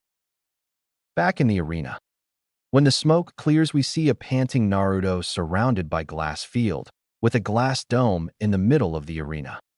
"Whoa, I knew that was strong, but it changed the whole field to glass. Wait. Gaara." Naruto rushes over to the dome and, not seeing any way in, reaches for the sword across his back. Channeling as much wine chakra he can, he slices the dome open, revealing a deeply gasping Gaara, covered in burns due to basically being cooked alive. Reaching in and picking Gaara up and setting him down on the glass-plated ground.